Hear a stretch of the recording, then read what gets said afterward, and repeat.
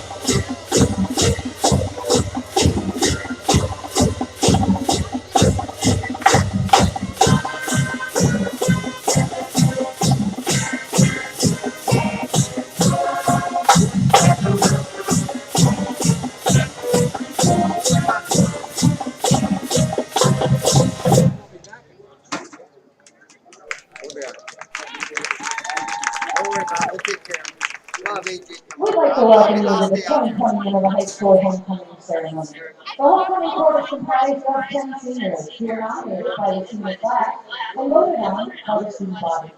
The voting is by secret ballot, and the 2020 homecoming team including the town during its earlier homecoming assemblies. Ladies and gentlemen, may I direct your attention to the far side of the field where the 2020 homecoming court will be escorted to the near sideline.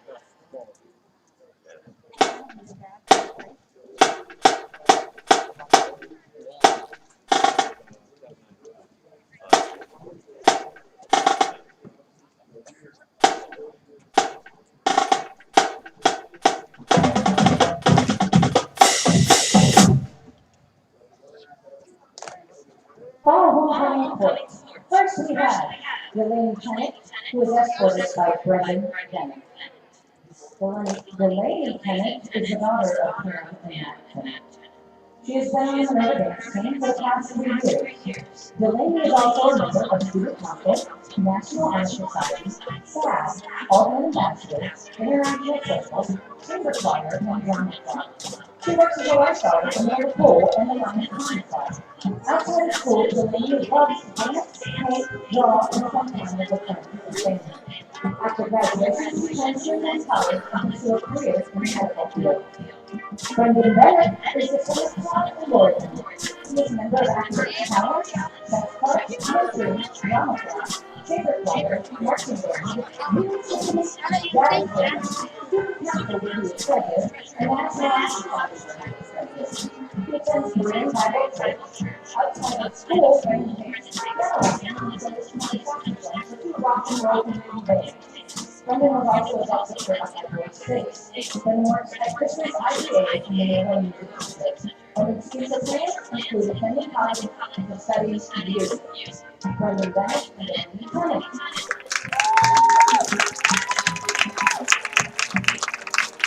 Next we have Elise Donahue, who is escorted by Alex Ramsey. Elise Donahue is the daughter of Peter Donahue and Greg Donahue. Elise is a member of the Green Bay and competitions cheerleading squad.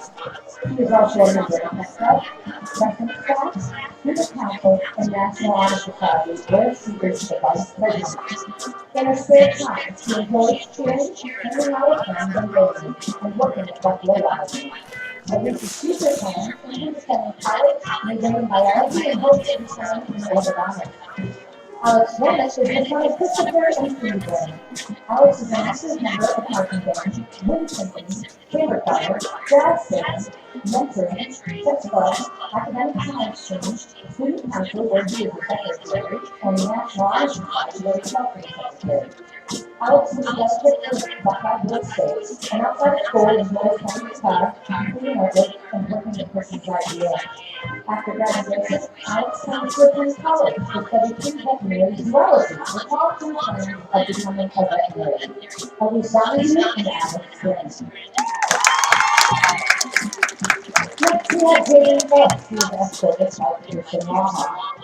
Jaden Phelps is the daughter of Amy Phelps and Christopher Phelps. Jaden is a member of Pet Club, Student Council, Symphonic Choir, and Mentoring. Outside of school, Jaden enjoys spending time cooking, thrift shopping, hanging out with friends, and working with classic cookie settings. After graduation, Jaden plans to go to college, majoring in early childhood education. Pearson Waha is the son of Casey and John Waha. Pearson is a member of Pet Club and the International Circle. He is a member of the Community Church. Pearson spends his time outside of school working at State Academy. He also enjoys playing golf, basketball, and fishing in his spare time. Pearson's future plans include attending a state school to become an electrician. Jaden Phelps and Pearson Waha. Julie White, who is escorted by Reverend Williams. Julie White's playing for Indian March Scott. Julie is currently a member of the class assistant team and track team. She also participated in cheerleading. Julie has been a member of P7 for the past 4 years. Julie attends Minerva Apostolic Church and volunteers during the backpack program. She spends her time outside school working with Classic 57. Julie's future plans include attending college to continue her academic studies and athletic career. Logan Williams is the son of Philip and Harry Williams and Mark and Jackie Jones. He's a member of choir. Logan is also a member of the wrestling and baseball team. Logan works at Pico Meats. And outside of school, Logan enjoys working in cars, fishing, and boating. He plans to attend Clark State for 2 years to become a power line technician. Julie White and Logan Williams. Congratulations to the 2020 Minerva Homecoming team and team, Molly Bogazar and Shannon Smartlow. Molly Bogazar is the daughter of Matt and Nathan Bogazar. Molly is a member of the track and faculty. She is also active with Student Council, SAS, Altman Ambassador, International Circle, Little Lion Football and National Honor Society. She attends St. Gabriel's Catholic Church. Outside of school, Molly keeps busy working at Subway and a limited local. He also enjoys soccer, watching Netflix, and getting coffee with friends. After graduation, Molly plans to further her education and become a weather coordinator. Chance Martineau is the son of Nicole Martineau. He is a member of the football, basketball, and track teams. Chance is also a mentor and member of the symphonic choir. Outside of school, Chance keeps busy working at Minerva Dairy Queen, lifting, hanging out with friends, and playing basketball. After graduation, Chance hopes to attend college. Ladies and gentlemen, the homecoming fall piano. I'm so sorry this is it. I have not planned to do this. Anyways, King and Queen and their court. Please join the King and Queen and their court in singing the national anthem and then the alma mater.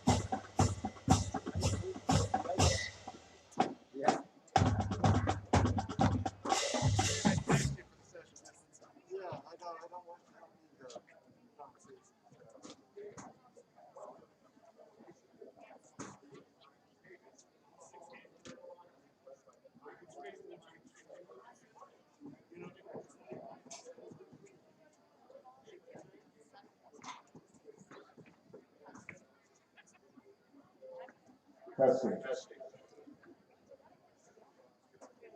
We'd like to take a moment.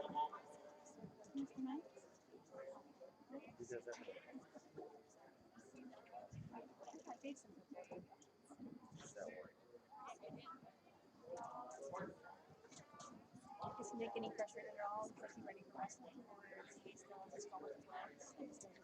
He doesn't frustrated. He's struggling in school too. Not with grades. He's on great grades, but just with no classes with friends, all the social distancing. He's just so social. It's just going. This is going for friends. Sophomore year was the hardest year too. Just the classes, they have a lot of classes. Yeah. But schoolwork wise, he's doing great, better than he did last year. It's just he's social and. The starting offense for the Salem Lakers. Number 3, quarterback, Braden Number 3, Brock Young, wide receiver. Number 5, running back, Jason Austin. Quarterback, number 11, Jackson Johnson. Playing wide receiver, number 21, Jack Spruce. Wide receiver, number 24, plays X-line. Tackle, number 51, Carson Stockman. Tackle, number 58, Cooper Gosling. Playing guard, number 61, Caleb Stockman. The center, number 62, Noah Marshall.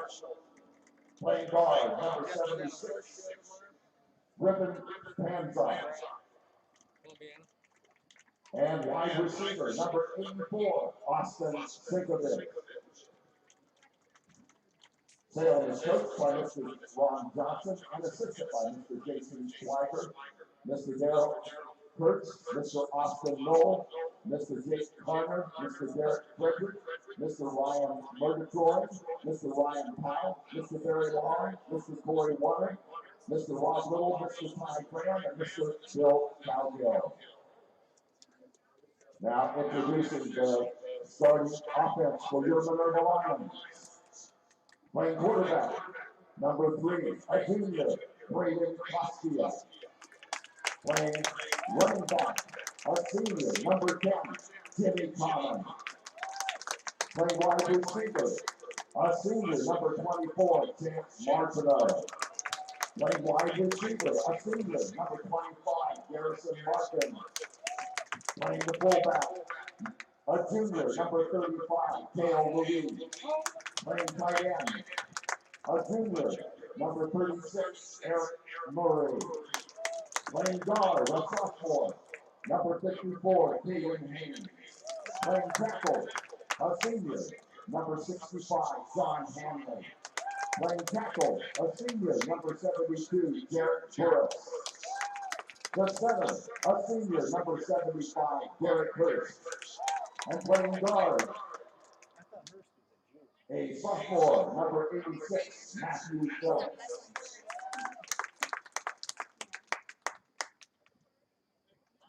His mom told us that last year. Just because he hardly ever got the rest.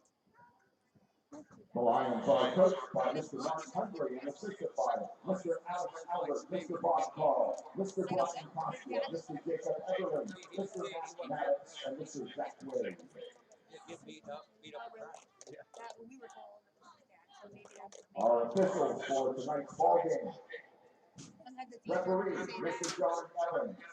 Umpire, Mr. Kevin Jackson. Linesman, Mr. Scott Luckner. Line judge, Mr. Jordan Coon. Deck judge, Mr. Brian Pucci. Again, ladies and gentlemen, good evening and welcome to Minerva High School and the Bobby Stadium, the home of the Minerva Lions.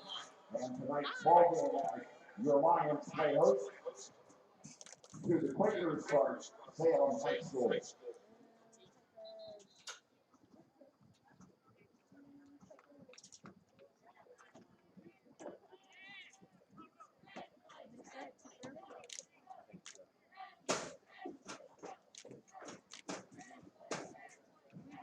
Ladies and gentlemen, again, in these unusual times, We'd like to remind everyone that our season depends on cooperation and support from everyone to follow the safety guidelines set by the Ohio Department of Health, the Governor's Office, and the Ohio High School Athletic Association.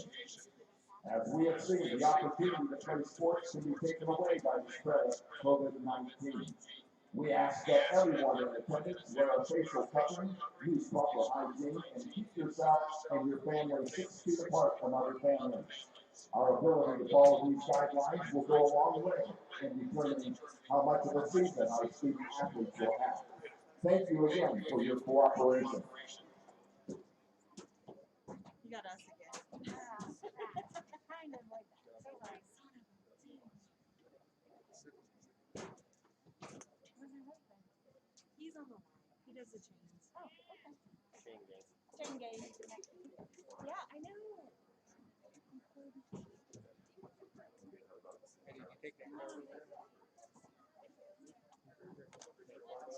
So these are my dates. That's how you think, guys. Yeah, in working class. My son Diego is a day at that. I don't know what's wrong. I got mine for Do you candy. like your dorm? It's all the way down by Minerva.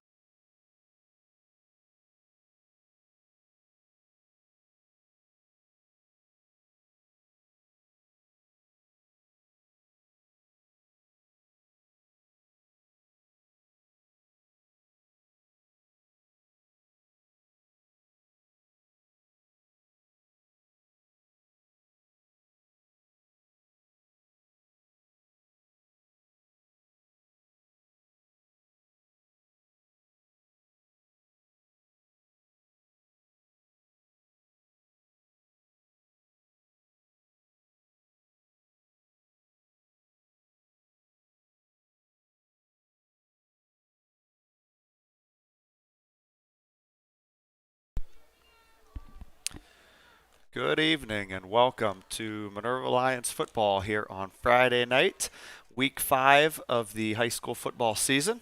I am Sean Green and I will be the play-by-play guy tonight for the live stream. Glad you could come along. Beautiful night tonight, 73 degrees here, just shy of kickoff, as Salem and Minerva get ready to do battle in an EBC contest. The Lions come into the game 0-4. Salem comes in at 1-3. And looking at the schedules, both teams have had challenges along the way, playing very stout competition. Minerva's competition right now has been 13-3. They've played 2 undefeated teams, and Beaver local last week was 3-1. Salem comes in playing similar competition at 12-3, including undefeated West Branch and undefeated Canton South. Both teams have struggled defensively this year. Salem's allowed 39 points per game, while Minerva gives up 47. So it looks like it could be a shootout, but we always know what that means. Could be headed for like a 14-12 game, not a 47-39 game, but we shall see. Homecoming night tonight here in Minerva. They just got done with the festivities of crowning the new king and queen. Molly Boldazar was the queen. Congratulations to her and her family. And basketball's own Chance Martineau, a senior running back on the football team as well, is the king of the court. A couple of things to watch for tonight. Special teams. It's been a problem for Minerva so far this year. They've got to get that cleaned up. They can't give up big returns or scores on special teams. And also offensively challenged this year so far. We see if we can get some big plays going through the air or maybe some trickery to get some big scores for the Lions. Next week, Minerva travels to Marlington on the 2nd, next Friday night, and Salem will be home against Alliance. We will be back with the starting lineups and the kickoff after this.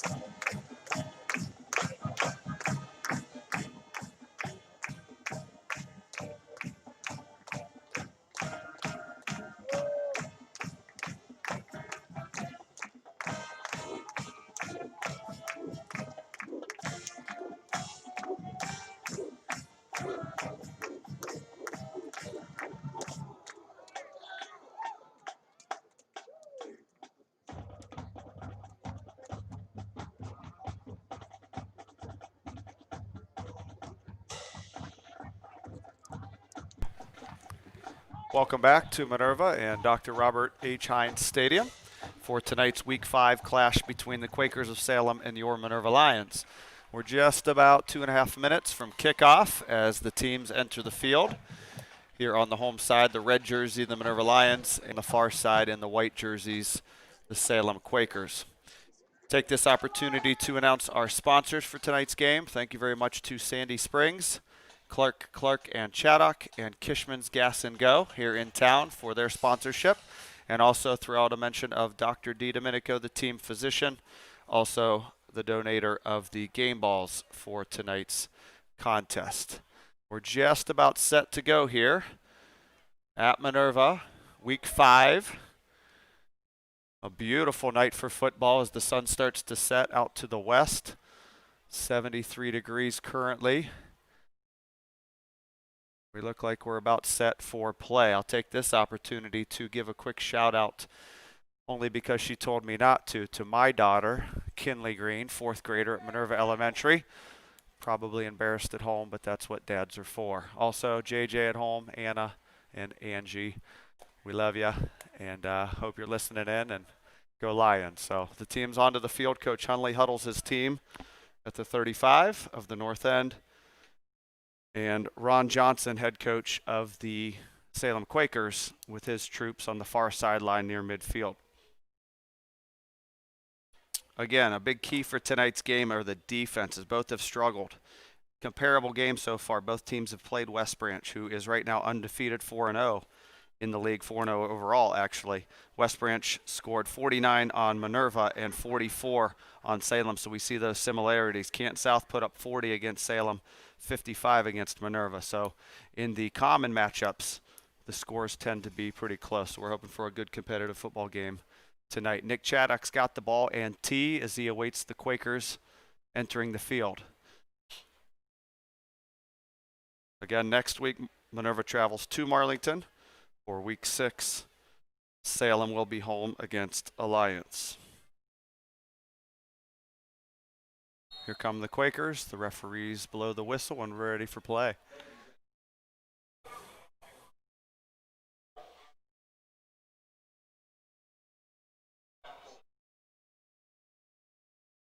Salem to receive. Nick Chaddock with the tee down on the 40.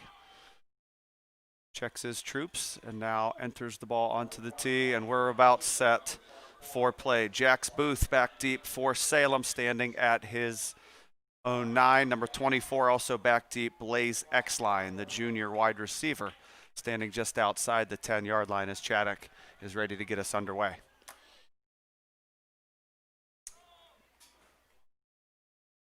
Waiting for the referee's signal, and we have it.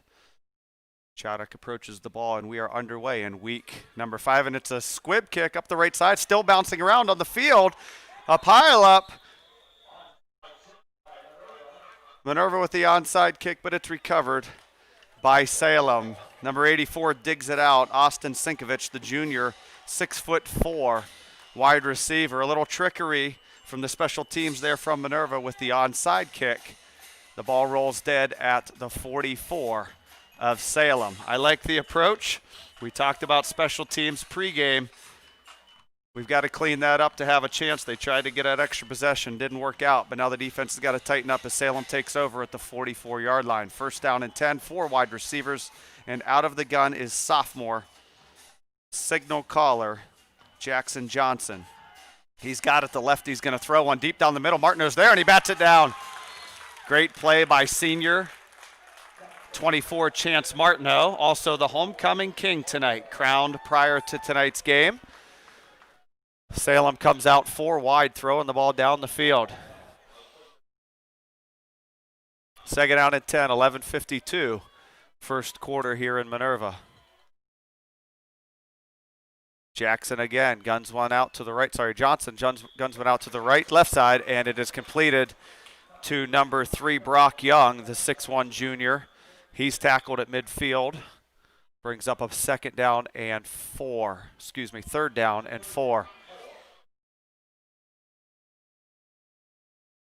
Trips to the right for the Quakers. Johnson throws one out, incomplete. Again, Chance Martineau on the coverage. Made the hit as the ball got there, and it brings up a quick 4th down from midfield for Salem. The offense stays on the field, 4th down and 4, and a chance for the Lions to flip the script here and get great field position if they can get a stop on 4th and 4. Sophomore Jackson Johnson in the gun. Now steps back as if to punt. Takes the snap, rolls to his left, looks to throw, and does throw. Out complete for a first down. Across the 45, inside the 45 at the 44. It's a gain of 6. Reception made there by Blaze Exline, a 5'11 junior wide receiver, and they convert on 4th down for the first down of the night.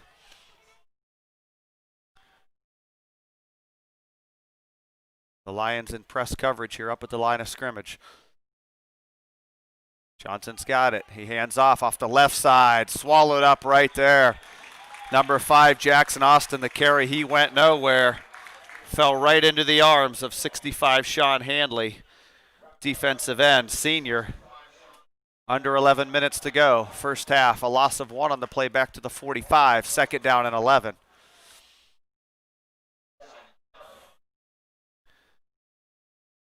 Quakers wasting no time to the line. 20 on the play clock still.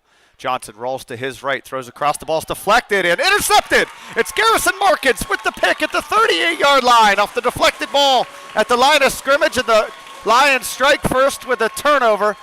Grabbing the ball at the 38-yard line was senior Garrison Markins, and the defense holds up after the failed onside kick, and the offense will take over at their own 38-yard line in great field position. Turnover number 1 of the night, and a break for the Lion defense.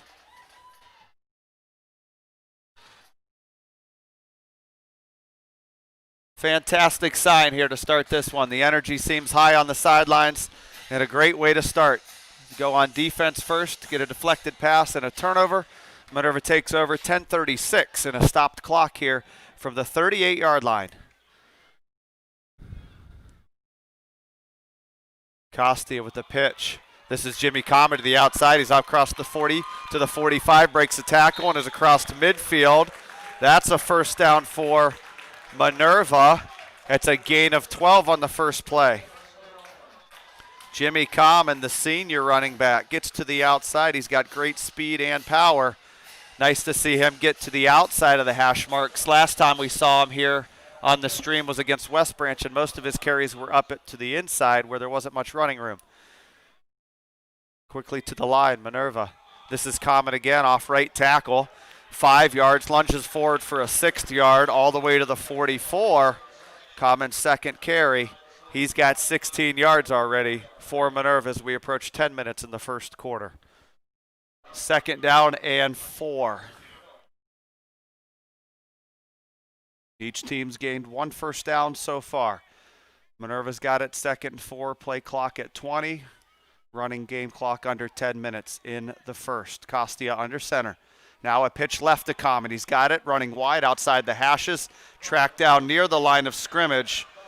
A nice tackle out there by Landon Cooper, the senior linebacker, knifed up the right side and drug down Common after no gains. 3rd down and 4 for Minerva at the 44-yard line of Salem. Common 3 touches on this first drive, netting 16 yards so far. 3rd down and 4. Twins right. There's another pitch. It's Common again. Cuts it back, makes one man miss. Now another. He's got running room. 40, 30, one man to beat. And he's dropped inside the 25. A big run for Jimmy Common. 19 more yards as he takes it inside the 25 down to the 23-yard line. Give him a gain of 21 on the play. His fourth carry of the drive, the second first down for Minerva. Common has racked up 37 yards on the first 4 plays. First down, Minerva. Inside the 25, it's spotted near the 23-yard line. Costia under center. Lions go quick. It's Common again. They continue to feed him, and he's wrapped up near the line of scrimmage. Grabbed there by Gavin Williams, a sophomore, 6 foot, 214-pound linebacker. Falls forward for maybe a yard or 2. Waiting on the spot. It looks to be close to the 21-yard line. A pickup of 2 on the play. Brings up second down and 8. As Minerva nears the red zone now at the 21-yard line. Second down, 8 coming up. 15 on the play clock as they break the huddle. 8.5 minutes to go first quarter. 6th play of the drive coming up. 2 first downs already netted. Fake the pitch now. Costia to throw. Ball's tipped but still completed out to the right side. This is Eric Murray. Breaks a tackle and another tackle before being knocked out of bounds by John Kidd. It looks to be another first down. A deflected ball at the line of scrimmage. Still met its target. Eric Murray, the junior with the catch off the right side. Takes the ball down to the 11-yard line. A gain of 10 on that play on the first throw for junior Braden Costia of the night. Whistles as they arrange the chain gang. Seem to be a bit tangled up on the far side. Now we're ready for play from the 11. First down and 10, 8:15 to go. Now it's a pitch and dropped by Hartshorn. He wasn't expecting it. Costia scoops it up, but he's dropped for a big loss in the backfield. They went pitch left. Hartshorn was not looking, and Costia hit him in the back with the ball, and it falls to the turf. Costia recovers for Minerva as they retain possession, but a huge loss as the ball now pushes all the way back to the 22-yard line. A loss on the play of about 12. On the previous play, they did mark the ball all the way down to the 10, which made it first and goal. So this sets up second down and goal way out at the 22. Minerva retains possession, but a huge hole to dig out of now. 7.5 to go first quarter. Second down, 22. There's the pitch back to Common. Makes one man miss, but not the second. And he is knocked down back at the 24-yard line. A loss of 2 on the play. Brings up third and a long way from Minerva. Third down and goal from the 24-yard line. Check that, the 25-yard line. Loss of 3 on the play. So after a promising start to the drive, the Lions are now in reverse. They've lost 15 here in 2 plays and set up a difficult third down 25 as we go under 7 minutes here in the first quarter. Costia 1-1 for 10 yards. He did connect on Eric Murray earlier in the drive. 3 first downs collected.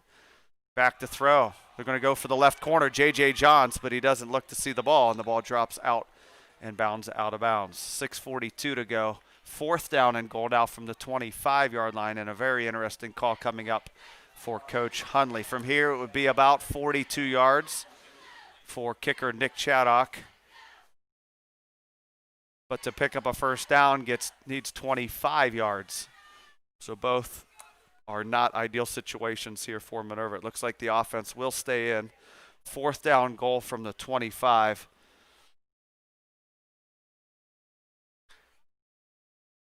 Costia under center. He's going to step back, and he throws a fade out to the right. He's got Margo, and it is dropped. He couldn't hang on. Falls incomplete. They had Martineau. He was there, and it fell through his arms near the goal line, and a turnover on downs for Minerva.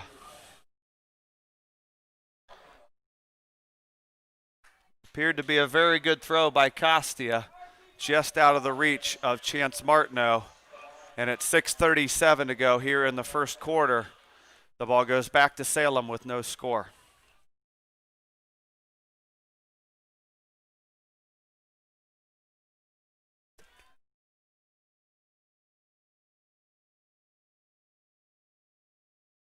Kale Louise, 35, getting some medical attention here from Dr. DiDomenico near the 30-yard line as that halts play.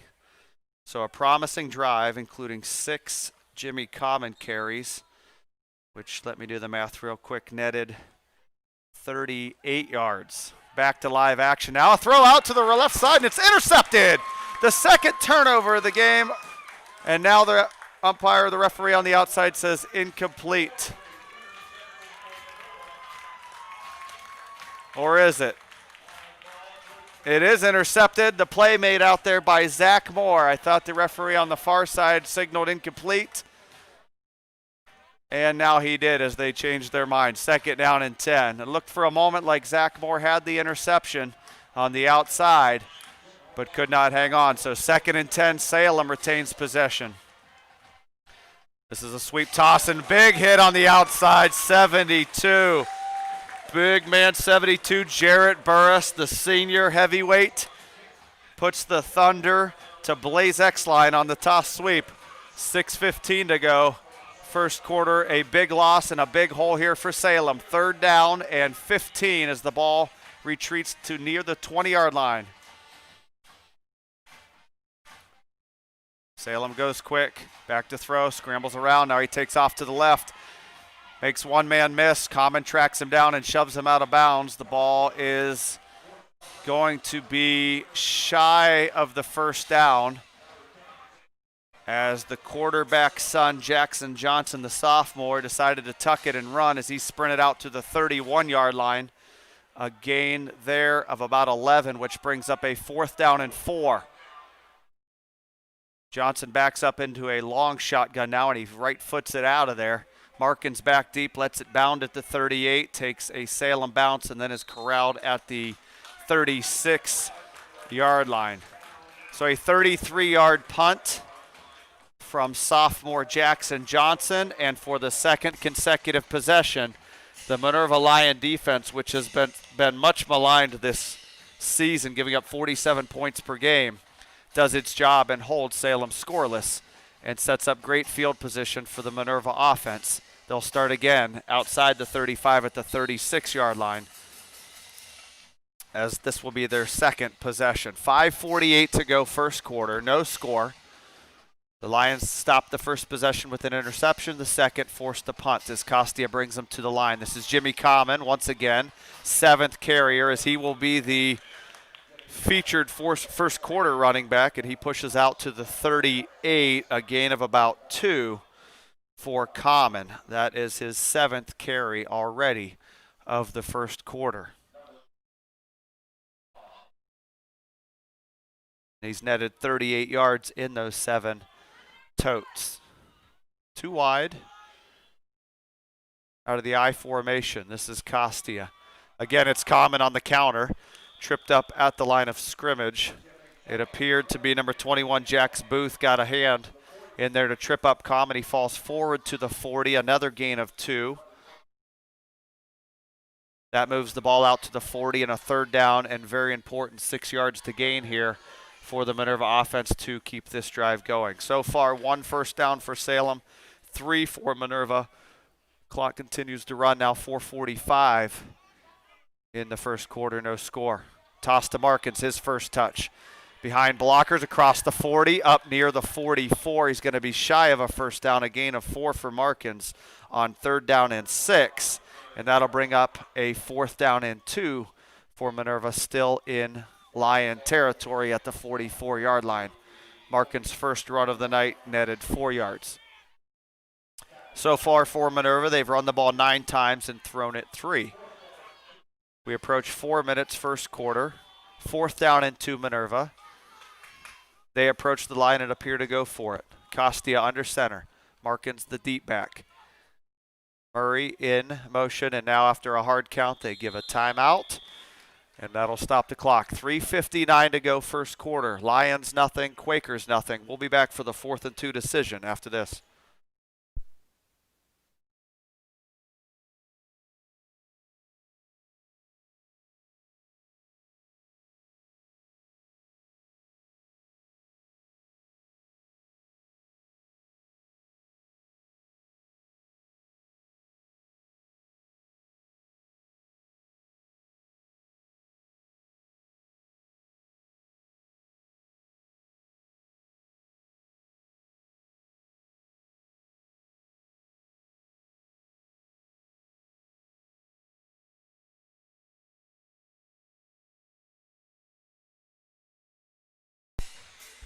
Back here at Dr. Robert Hines Stadium, 4th down and 2 for your Lions out of their first charge timeout of the half. 3:59 to go. 4th down 2 from their own 44-yard line. And a big play here in the first quarter.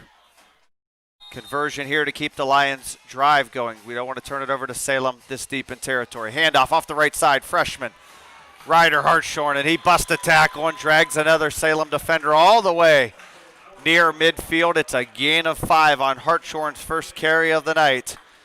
That gets it to the 49-yard line, a gain of 5, but more importantly, a first down for Minerva. 4th one of those here in the first quarter. And also importantly to chew up clock. Salem's put a lot of points on the board this season, and we want to keep the ball out of that high-powered offense hands.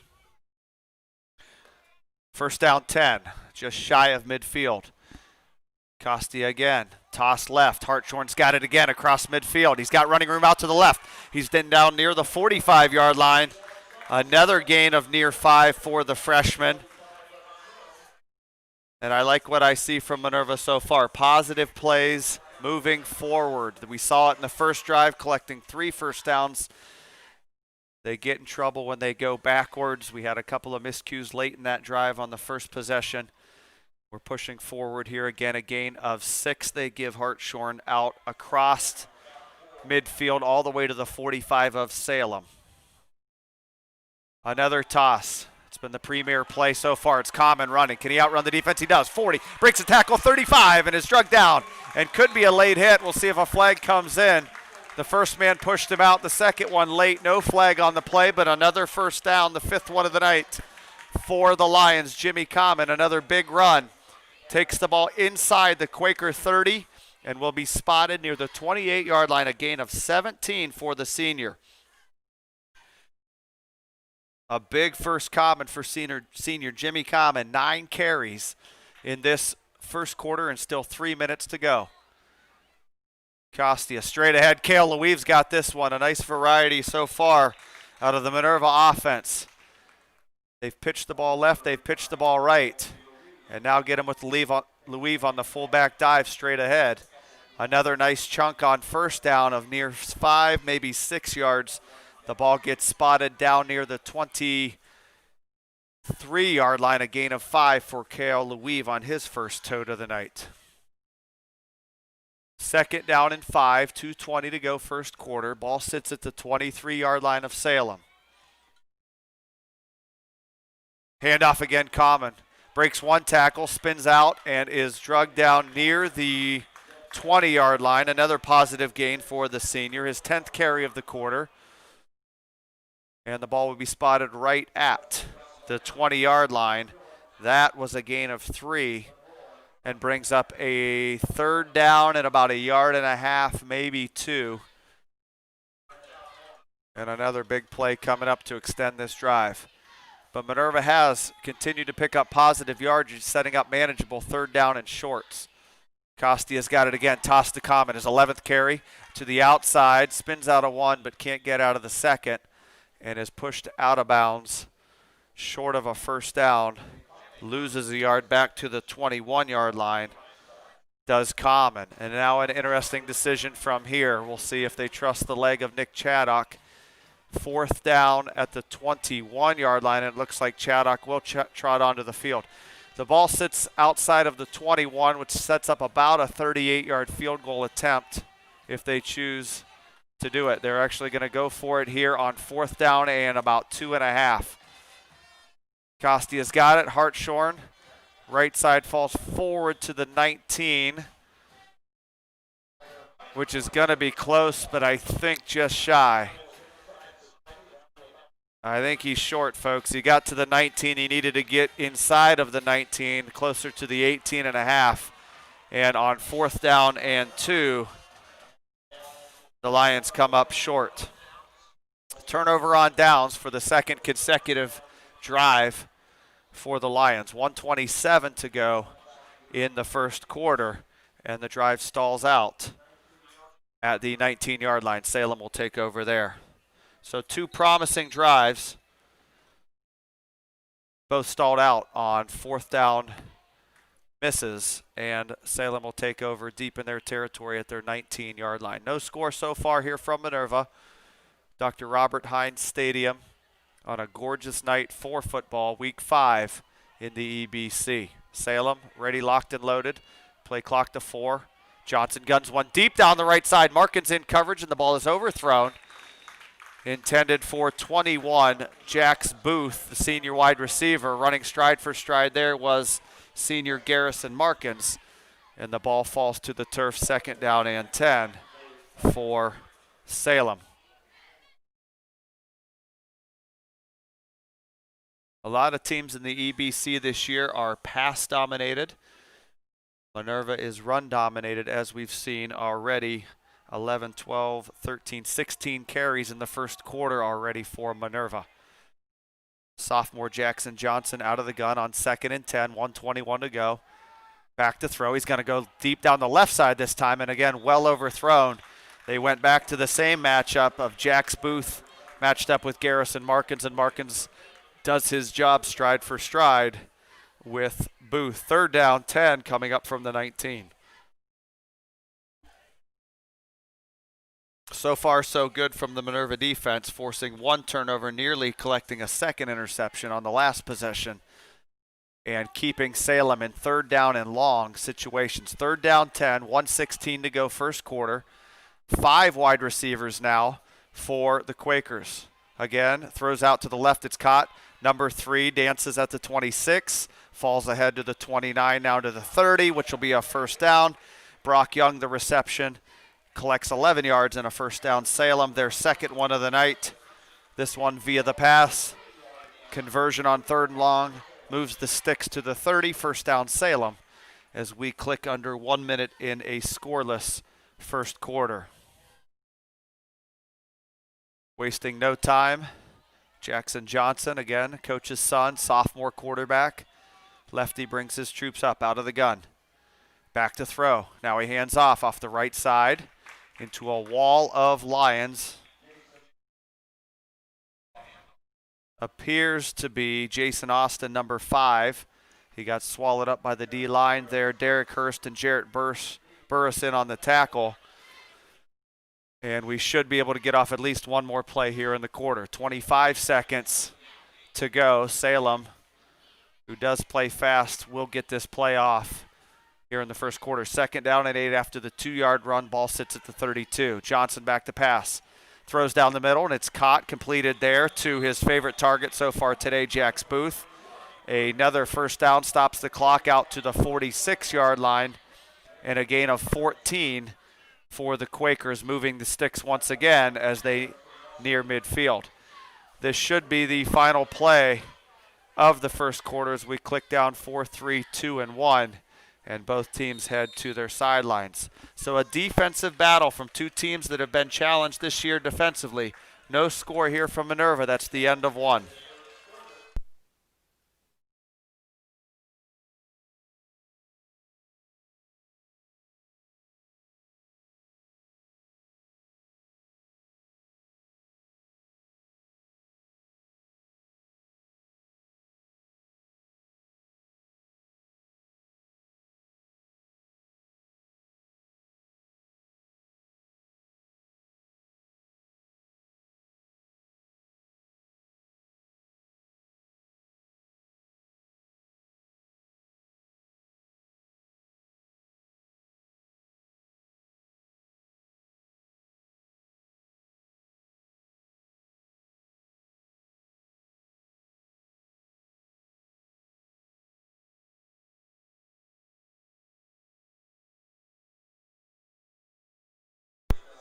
Welcome back to Dr. Robert Hines Stadium for the second quarter of Week 5. Scores from local teams. We've got Marlington leading Canton South. South comes in undefeated at 4-0. Marlington comes in 2-1 after losing a lot of seniors off last year's class. Marlington leads 7-0. Malvern 9, TCC 0. Hornets looking for their 5th consecutive win to start this season. We're ready for play here. Again, 5 wide. Now they tuck in the 5th receiver as a tight end. And Salem's ready to roll here. First play of the second. It's sophomore Johnson, the lefty. Now he's going to run it. He's across the 40 to the 30 to the 25 and inside the 25. A big run for sophomore Jackson Johnson, using his legs this time. The Lions have done a great job defending the pass, but that is a big run for the sophomore as he busts it down to the 20. Waiting to see the spot here. To the 21-yard line, I believe. Near the 20. They'll mark it at the 20. That's a gain of 33 for Johnson on the first play of the second quarter. Quickly to the line now. Looks like he's changing the play. Play clock clicks down to 6, 5, and 4. He spots it. He gets the snap. It's a direct run right again. This is Braden Costia coming up. Has him by the shoelaces and drops him down inside the 20, inside the 15, way on the far side.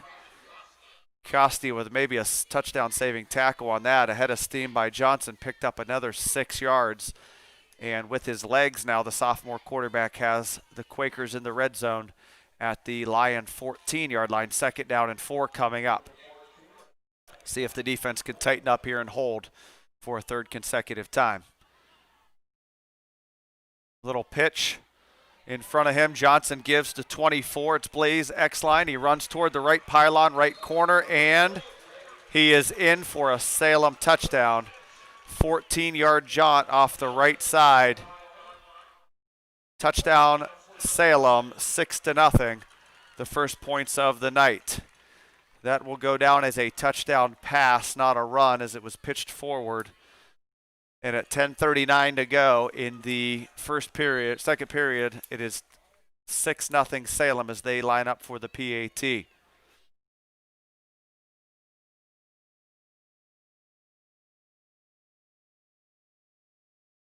Brock Young to hold.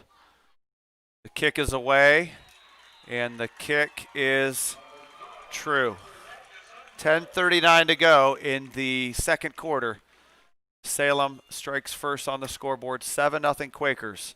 Take this time to again thank our sponsors for the night, Sandy Springs, Clark and Chaddock, and Kishman's Gas and Go, and also Dr. D. Domenico for his kind donations of tonight's game ball. So the first points are on the board here at Minerva. They belong to Salem, 7-0 just under a minute gone in the second quarter. Stats so far are actually heavily dominated by the Lions. 6 first downs to 3, now 4 for the Quakers. Jimmy Commons toted the ball 11 times already and racked up nearly 50-plus yards of offense for Minerva, but no points yet for the Lions. Costia, 1 of 3 passing for 10 yards. That catch was made by Eric Murray. Number 17, Britton Allen. Number 12. Numbers on the Salem jerseys. Tougher to read as we get into the darkness of night here. Number 12, as I look at their roster, don't have a 12, so we will just call him Kicker. Is that all right, Mr. Cross? Can I just call him Kicker? I have no idea what his name is. There's no kicker on their roster. I'll do some research here and get back to you if anybody cares who the Salem kicker is. Markins takes this one at the 25, trots up to the 30 or near the 30, spins out of one tackle, now push back, breaks a tackle, has room to the outside, now he uses his speed. Out to the 30, 35, 40, 45, 50, and across midfield.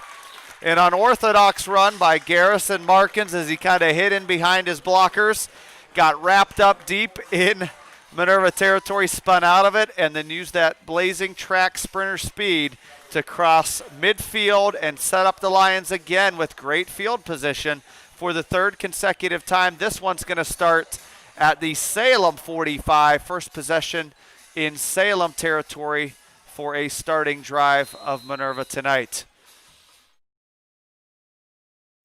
So here come your Lions out of their huddle, 10:25 to go. Second quarter, Lions trail 7-0. Costia gives inside. The run there to Cale LeWeave. The tackle made by Dylan Monroy. Louis dropped after a nice pickup of 4 to the 41-yard line. Louis' second carry of the night. He's got 9 yards on those 2 carries. 2nd down and 6.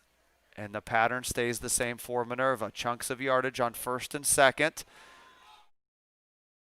Setting up 3rd downs and short. 2nd down and 6 on this particular play, under 10 minutes to go. It's Costia. He gives with his left hand off to Jimmy Common. Another carry for Common. He falls to the 40-yard line, a gain of about 1.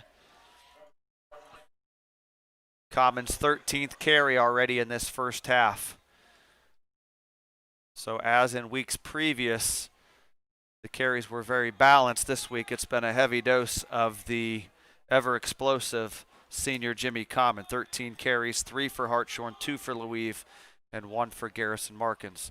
3rd down and 5 from the 40, just outside the 40. Costia hands off again. This is Common, makes one man miss, and then's wrapped up around the ankles by Jax Booth, the defensive backup from the safety position, to make the hit. Again, another chunk of yardage just shy of the first down for Minerva on 3rd down and 4. He picks up 3 on the play and sets up a 4th down and about 1.5 again.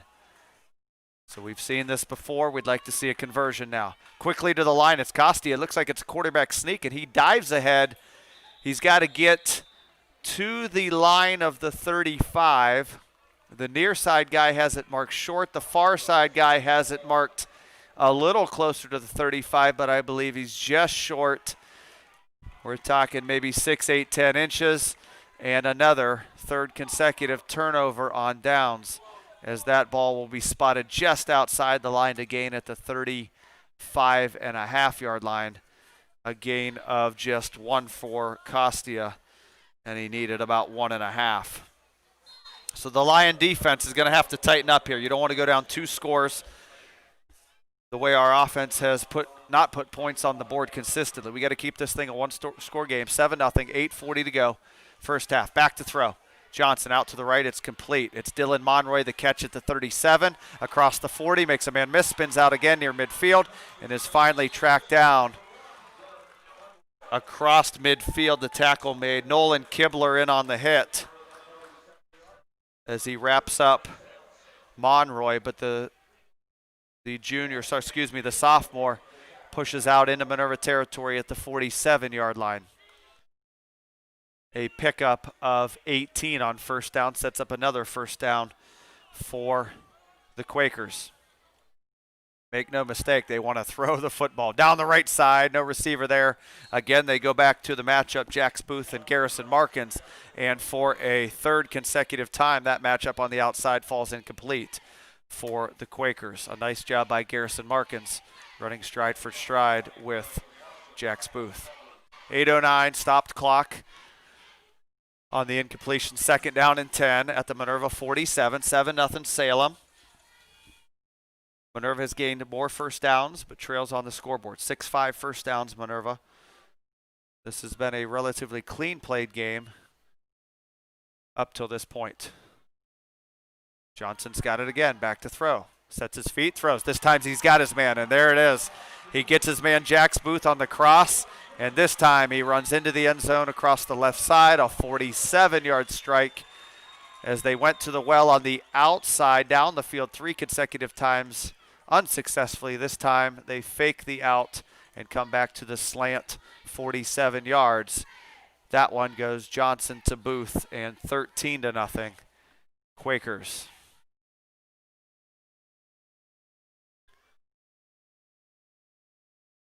Salem, a team that plays a lot of young kids.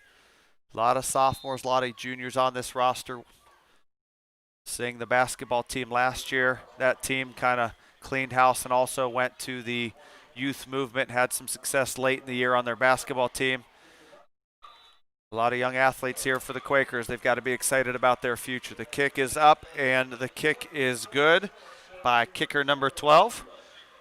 Makes the score Salem 14, Minerva nothing at the 8-minute mark of the 2nd quarter. We'll step away. We'll return for Minerva possession in a moment.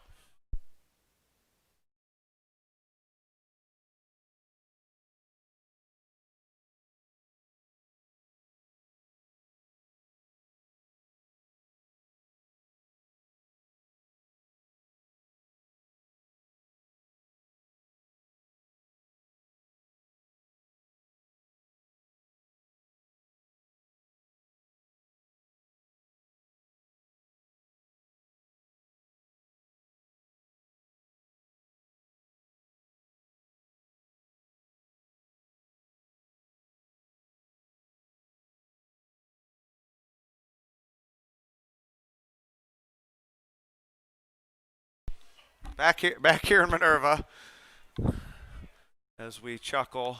Just found out the kicker for Salem's name, although even the Salem guys who I asked weren't really sure how to pronounce it. It's got a lot of letters, and I teach math in the 7th grade, so we're going to continue to call him kicker number 12. I apologize to his family if they are listening. I'll try to get a better pronunciation as we move forward. 14-0 here. Salem leads. 8 minutes to go in the 2nd quarter. Minerva set to receive the ball. First name is Hayden. I did catch that part. And it's a fair catch here, grabbed by number 5. That would be Nick Chaddock on the outside. Again, it's a good starting field position here for the Lions as they start outside the 35 at the 36-yard line. I'm getting some text as my phone is kind of buzzing here in front of me, giving me some crap, I think, here on getting the kicker's name right. So I got to work on that at halftime. It's not my fault he's not on the roster. Brock Croston was the guy who texted me, one of my former players. Throw out to the right. Here's Markins. Another catch, and he is hauled down at the spot of the catch. I love you, Brock. I really do, but that name's just too much for me to handle. I'll work on it, though, for you, buddy. Catch by Markins, a loss of 3, an immediate tackle on the outside. Second completion of the night for Braden Costia. Unfortunately, this one loses 3 yards. He's 2 for 4 for 7 yards so far. Salem 14, Minerva nothing, 7.5 to go. Toss to the left side. Here's Jimmy Common running with it. He crosses the 30, 35's got some room, and he steps out of bounds as he couldn't quite turn it up the field at the 40-yard line. And even out to the 41 is the spot. A nice gain on 2nd down and 13. That pushes the ball outside the 40 to the 41. A gain of about 7 for Common, which would be his 6th run of 6 yards or more already in this first half. 3rd down and long now for the Lions. 3rd down, we'll call it 7. Markins out wide left, Martineau in the slot. They're going to go straight ahead with it. It is Jimmy Common once again, and he falls forward to the 44-yard line. Gain of 3 on the play, and again a 4th down and short coming up for the Lions. They've gone for it a few times already tonight, unsuccessfully. 4th down and 3. Ball rest on the 44-yard line. Now I'm getting some text from my wife as well. I don't need this kind of heckling. Not for the Salem kicker. I got to get the Minerva guys right. I think I'm doing okay there, Angie. Toss out to the right on 4th down and 3. Here's Jimmy Common. He's got to get some help. And he is stacked up and dropped at the 39, 38-yard line. A loss on the play and another turnover on downs for Minerva. So for the 3rd time tonight, a 4th down conversion falls unsuccessful. And Salem will take over with great field position now at the Lion 40-yard line on the loss of 4 on 4th down on the toss to Common. Salem takes over at the 40-yard line. And now I'm getting a new text. Tamadejevich. Is that how you would say his last name? Tamadejevich. We like that. Hayden Tamadejevich. I apologize to him. We'll do better. Out of the gun. 1st down, 10, Salem. Back at the 45, steps up at the 48. Now guns one down the middle to a receiver, number 1, Dylan Monroy. And it sails over his head, incomplete. A good-looking ball from the sophomore. Just a bit overthrown. 6:25 to go here, 2nd quarter. A lot of incompletions on the Salem side has drugged this half out as the clock stops each time the ball falls incomplete. 2nd down and 10, Quakers. Ball rests on the 40-yard line. Shout out to Mary Clark, one of my coworkers, for the name pronunciation. A lot of shout outs this week. Kinley Green, I already got you one. Here's your 2nd one tonight. Kinley Green, I love you. Hope you're doing well. 4th grade. I can't wait to see your interim. Better have all A's. 6:25 to go. And our Lions sit on defense here, 2nd down and 10. Throws out to the left. This one's complete. And that would be Blaze Exline, the catch and run for another Salem first down, the 7th of that variety in the first half. From the 40, they push up inside the 25 to the 23-yard line, gain of 17 on that catch and run for the junior wide receiver Blaze Exline.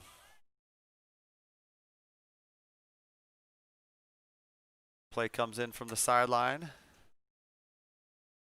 Salem to the line. 1st down and 10. Ball spotted inside the 25 of Minerva. This is a direct run for quarterback Jackson Johnson. He runs inside the 20 near the 15. Eric Murray, and it appears to be Jimmy Common, bring him down after a nice gain for Johnson. Not enough for a first down, but he did gain 9 on the play and sets up a 2nd down and 1 for the Quakers. Quick sling out to the outside. This is Exline again. Breaks 1 tackle and drops onto the field. Ball is recovered by Minerva. Picked up by Jimmy Common. Exline tried to spin out of trouble and put it onto the turf. And the Lions get a much-needed stop. 5:46 here in the 2nd quarter. Looking at going down 21-0. They get a goal line stop, a red zone stop on the turnover. And the Lions offense comes back onto the field with a chance to try to crack into this 14-0 deficit. Coach Cross here helped me with that fumble call as I was blocked by the, what is this called, pillar here in front of me. Good eyes there, Coach Cross. Costia hands off the right side, short gain.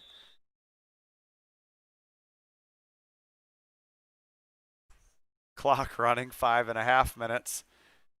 That was Cale Louise. 3rd carry of the game for Louise, gains about 3. 2nd down now and 7 for our Lions. And the ball sits just outside the 10. We'll call it the 10.5-yard line here for Minerva. 5 minutes, 10 seconds. Costia, another give off the left side this time. And Louise is tripped up there by Jax Booth. A short gain, setting up a 3rd down and 6. Louise now 4 carries and 13 yards in this first half.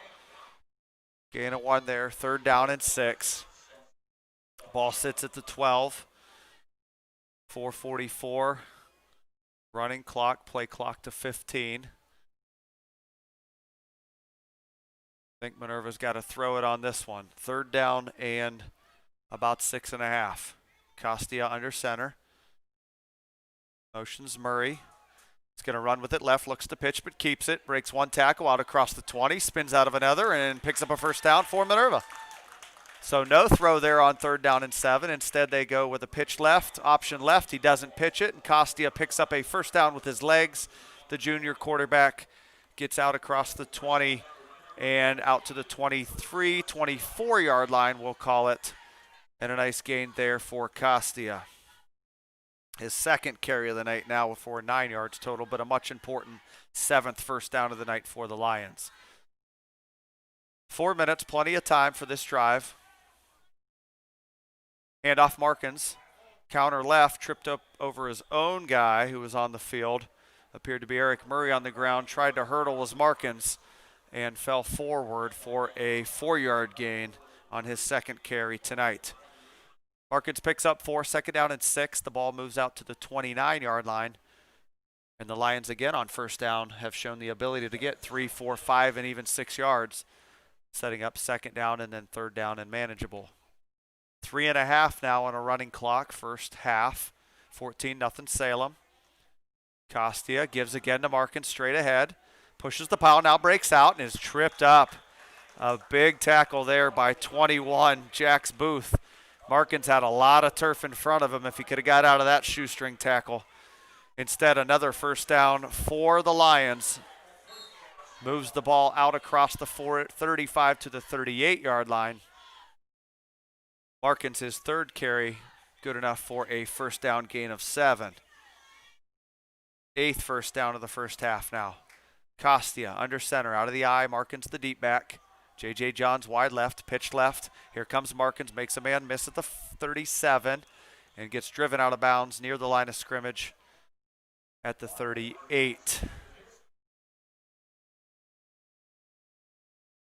They're going to push him forward. He's forced out at the 39-yard line, a gain of 1 on the toss to Garrison Markins. Gain of 1, second down and 9. Under 3 minutes now. The clock is stopped on the out-of-bounds push there on Markins. 2:59 to go, 14-0. Costia ready for play. Turns, gives again. This is Markins. And he goes not very far before he's met by number 75, Big John Kidd, the sophomore, 215-pound defensive lineman, who wraps up Markins after a gain of 1 more. So back-to-back 1-yard gains by Markins puts the Lions in a 3rd down and 8 situation from their own 40. 2.5 minutes. Running clock first half. Costia, 3rd and 8 to throw. On the slant, it's caught. J.J. Johns, first down across midfield. And they make the conversion on 3rd down and 8 all the way to the 43-yard line. A great catch by J.J. Johns on the slant. Looked like he got his head up late, but just in time to catch the Costia fastball and run ahead to the 43-yard line. A great pickup there, converting to another first down for the Lions. Great throw and catch. Moves the ball ahead. 3rd completion of the day for Costia. First catch of the day for J.J. Johns, the senior.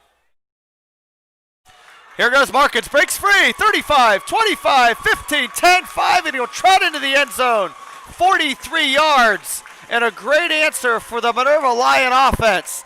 They get the turnover in the red zone on the fumble, and 6 plays later, it's Garrison Markins from 43 yards out, and we've got a ball game, 14-6. Great answer from the Lions. 43 yards, the speedster takes it in for the touchdown. 14-6 at 1:54 to go in the first half. And a big extra point here for Nick Chaddock to get this to a 7-point game. Snap is good, and whistles happen before the kick. We've got flags, and believe this or not, Mr. Cross, this is the first penalty of the game, I do believe. Can you think of any others? I have it marked down as the first penalty of the game, although. And they will decline the penalty. Offsides on Salem as they set back up for a retry of the kick. Snap, good. Kick is on its way, and it is good. Nick Chaddock puts it through the yellow bars and trims the lead to 14-7 with 1:54 to go. Lions respond after the fumble and turnover. 14-7, 1:54. We'll be back.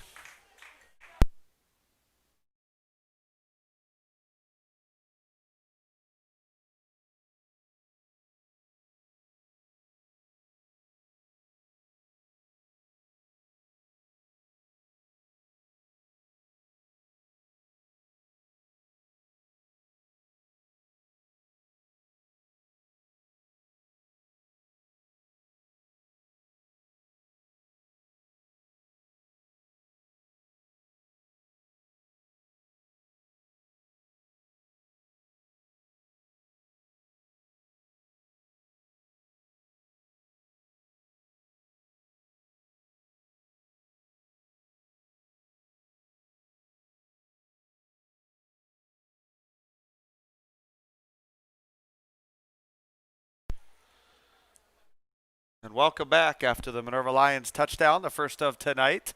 14-7 Salem. And a great answer, a 92-yard drive, chewing up over 5 minutes of clock. Gets this to a 1-score game and puts the onus now back on the Minerva Lion defense to try to get this to halftime or possibly get the ball back for us before the half. 14-7, Chaddock's got it on the tee. He's got it sideways on the tee. He did this to start the game and went onside kick, which was nearly recovered by the Lions.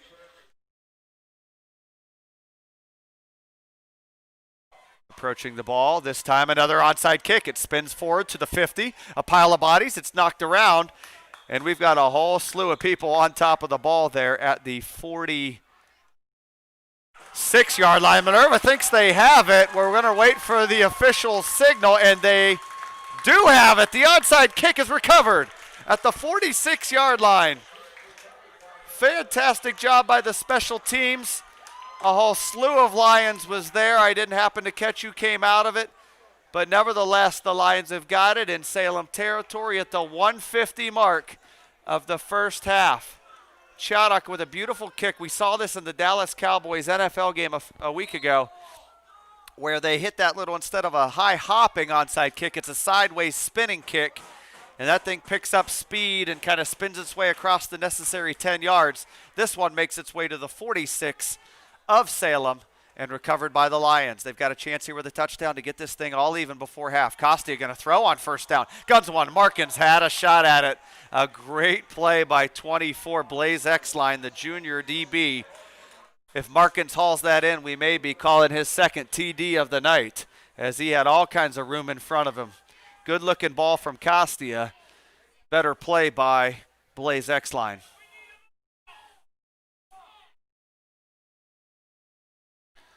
Second down and 10. The ball still stays on the 46-yard line of Salem. First time tonight we've seen the Lions throw it on first down, and they almost caught the big one there.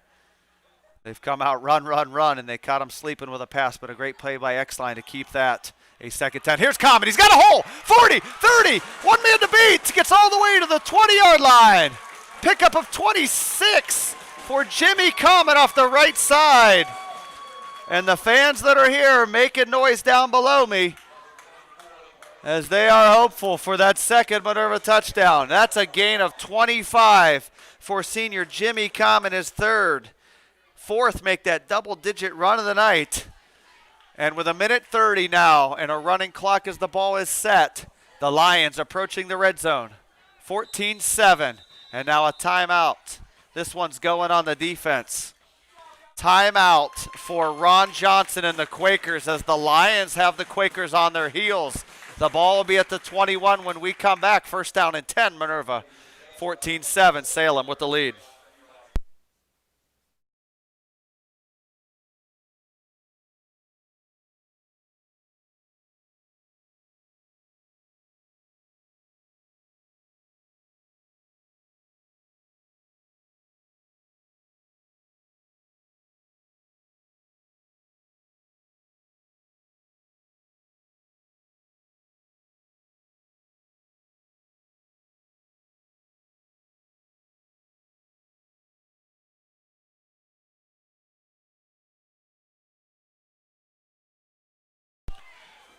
Back, we're here at Dr. Robert Hines Stadium.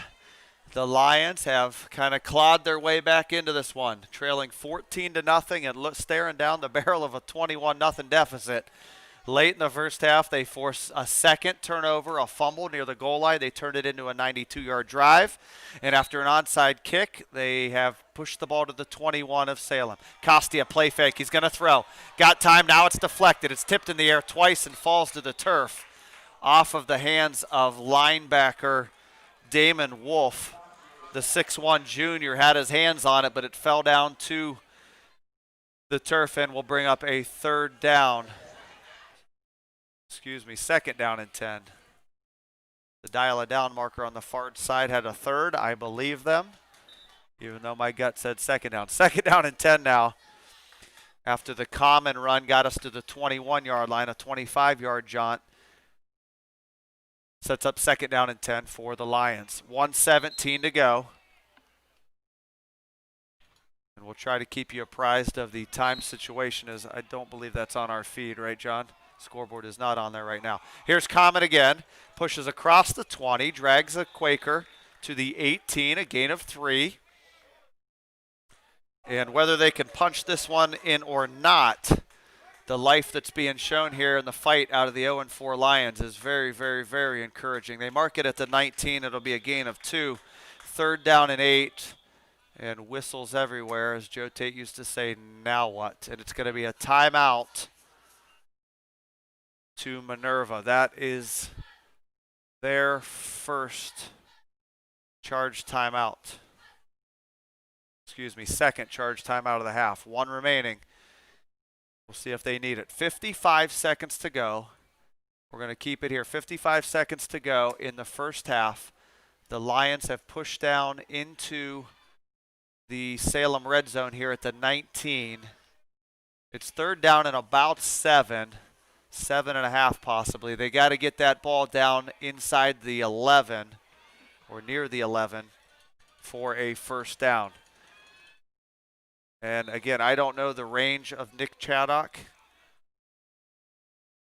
but at this position, if they don't gain an inch from here, it'd be 36 yards from the right hash. So we'll see what they can dial up here on 3rd down and 7.5, with a chance possibly to add some points to the scoreboard in a 14-7 Salem lead. On the sidelines, they're warming up the long snapper just in case they have to. Throw off Costia out to the outside Markets, and he is hit, interfered with as he tried to come back to the football. He was running to the corner. The ball was thrown short to his inside shoulder as Markins tried to come back for it. He was impeded, I believe. We'll see the call here. I believe it was number 24, Blaze Exline, who got in his way and made contact with Markins, the receiver. We're waiting on the call. Pass interference it is on the Quakers, which will move the ball ahead, and an automatic first down for Minerva. So on 3rd and 7, they try the throw to the outside. The flag sits down where the contact happened at the 4, and they'll mark off the necessary yardage now. Unlike pros where it's a spot foul, this is a yardage foul, and it takes the ball inside the 10. Here we go.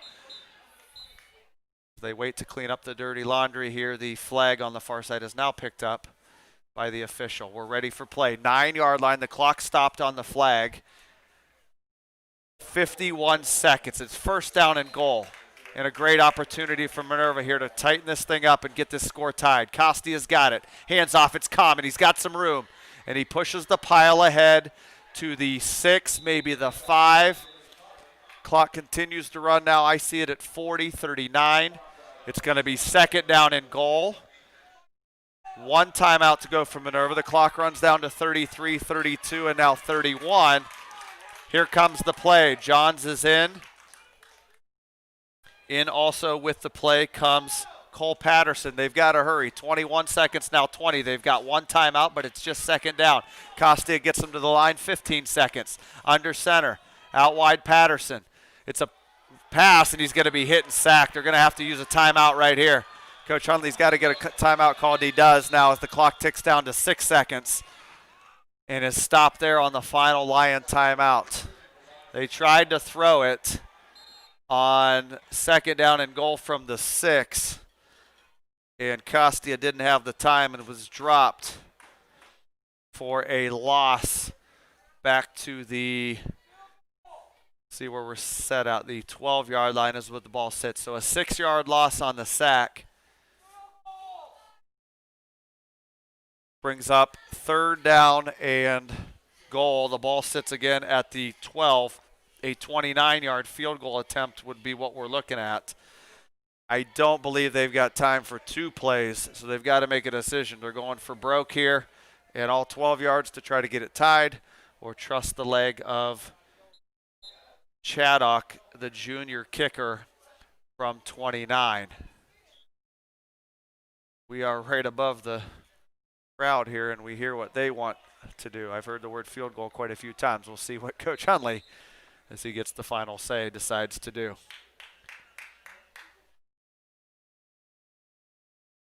No timeouts for Minerva. 2 for Salem if they choose to. After they see the alignment, we'll see if they choose to use a timeout. Costi is going to come up under center. So we're sitting at 3rd down and goal from the 12-yard line, 6 seconds. Costi back to throw, and this play is going to be blown dead. The pass was completed to Eric Murray in the end zone, but we've got a penalty and a false start. The first penalty tonight on the Lions. Salem has been flagged twice, one for an offsides on an extra point and one for the pass interference, which moved the ball inside the 10 on this drive. That'll move the ball back to less manageable situation for Minerva. And they'll mark off 5 yards. They've got to reset the clock here. It clicked to 4. They'll put it back to 6. Again, no timeouts for Minerva, so this should be, barring a penalty, the final play of the half, although you never know. 6 seconds can be a long time in athletics. Costia is under center, and just as suspected, Ron Johnson on the Salem sideline saw the formation and will burn his second of 3 timeouts. So again, let's set the scene. It's Salem 14, Minerva 7, in what's been a really cleanly and well-played first half from both sides. Minerva's forced 2 turnovers. They've had 3 good drives, but just 1 touchdown. That was a long 43-yard touchdown run by senior Garrison Markins. 14-7. Here's the situation of the play. The ball sits at the 17, it looks like, of Salem. 6 seconds to go in the half. 3rd down and goal from there for Minerva. They just had it at the 12, opted not to kick the 29-yard field goal. Picked up a false start penalty and moved the ball back to the 17. So if they didn't kick it from 29, I highly doubt they kick it from 34. And they will not. Costia brings his troops out. Louise in the backfield with Common. Markins wide left in single coverage, but a high safety. Costia's going to throw. He's going to gun it out. He's got a man! And at the last moment, it is knocked free. He had his man open on the outside. It was Eric Murray, the junior wingback, and he couldn't haul it in. Looked like it got into his hands, but then a big hit by the safety knocked it free, and a turnover on downs gives the ball back to Salem at the 17-yard line. The 4th turnover on downs for Minerva tonight. I lied. 4th down. I was thinking that was 4th down. So we get one more crack at it, folks. 2 seconds to go. 4th down for the Lions. One more try at the end zone. Costi again, a quick drop. He's going to throw it out there again. He's got his man. Martineau had it and lost it. Again, a well-thrown ball by Costia. And good defense by defensive back Jax Booth. And that takes us to halftime. So the 4th down try does fail. And Minerva fails to score on this drive, but they're back in the ball game, folks. 14-7 Salem as we head to the half.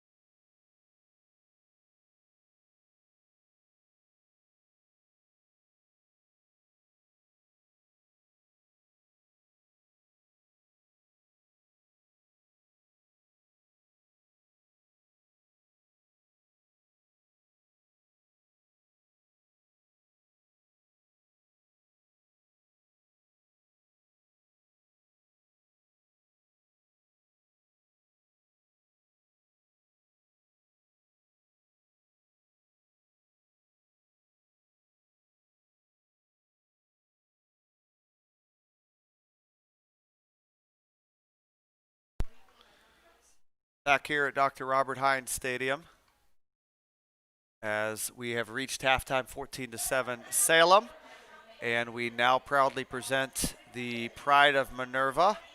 The marching band will do their performance here as we have 12 minutes on the clock now running. I will join you momentarily after the band does their thing to bring you some stats and analysis of the first half. And then, of course, stay tuned with us for an exciting second half. 14-7 Salem. We'll turn it over to the Pride of Minerva, the marching band, for their performance.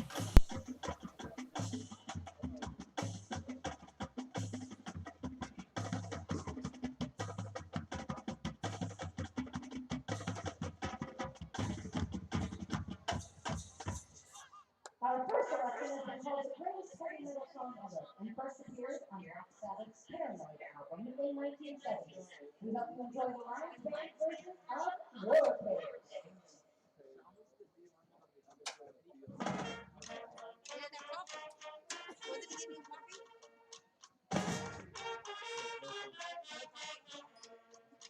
This has cream. You guys know this has cream.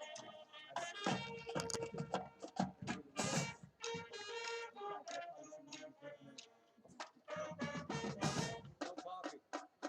Must be a prepackaged deal.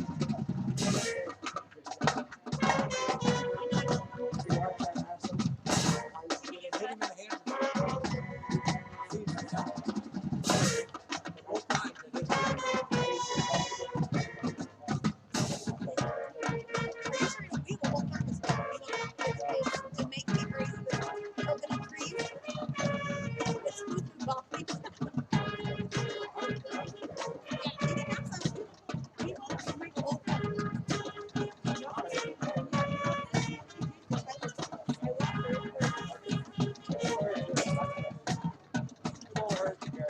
Wait, I watched it right before.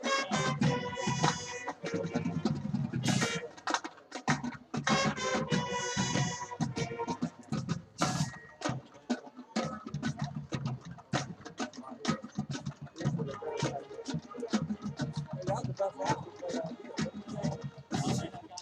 Well, we're looking forward to a better. Yeah, we played one good second half. I've never seen it so good.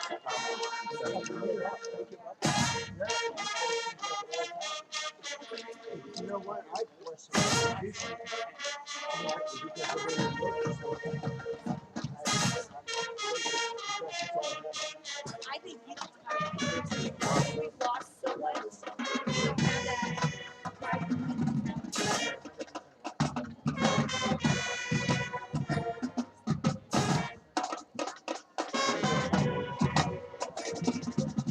We live for Friday night. Just because it's a great game. That's the worst thing to do. Because we live out in the field.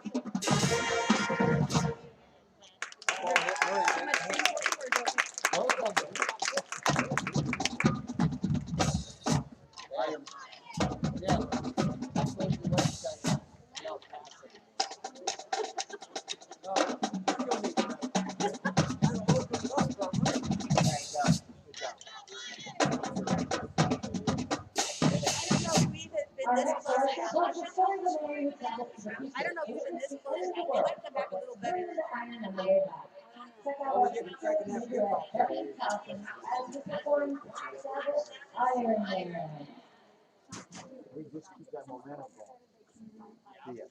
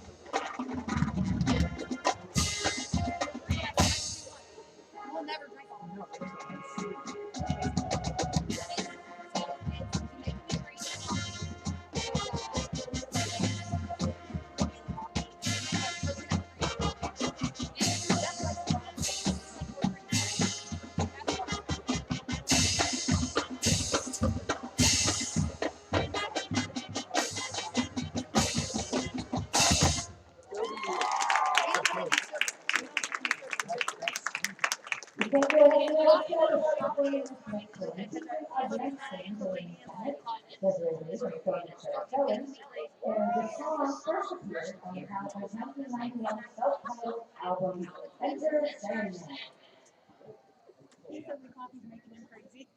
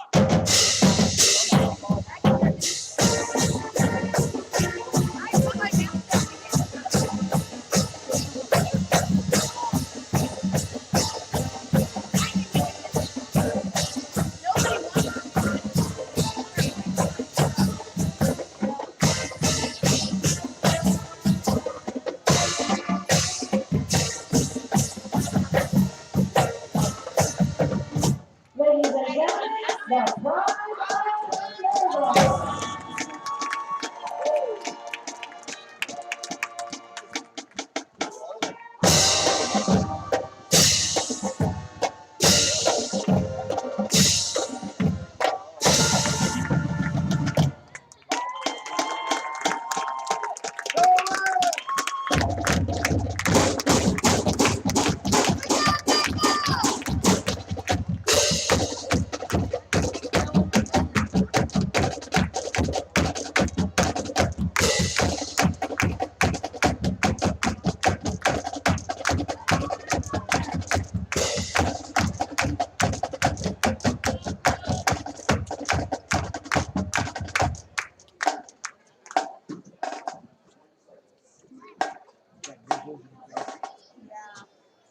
Makes me go back to the band. They work so hard. It's their season 2. It's their season 2.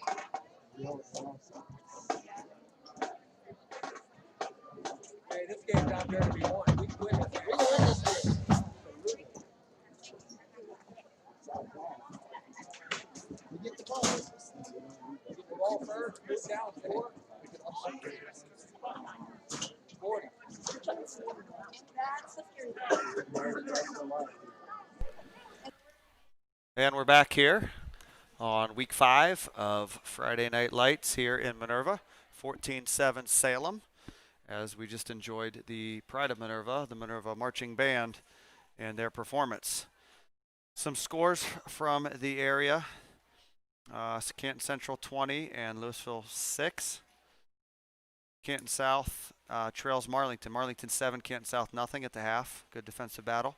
Carrollton 14, Alliance 13. Alliance still searching out their first win of this campaign. Garraway 19 and Sandy Valley nothing at the half, and McKinley 14, Glen Oak 0 are the scores that I have been handed.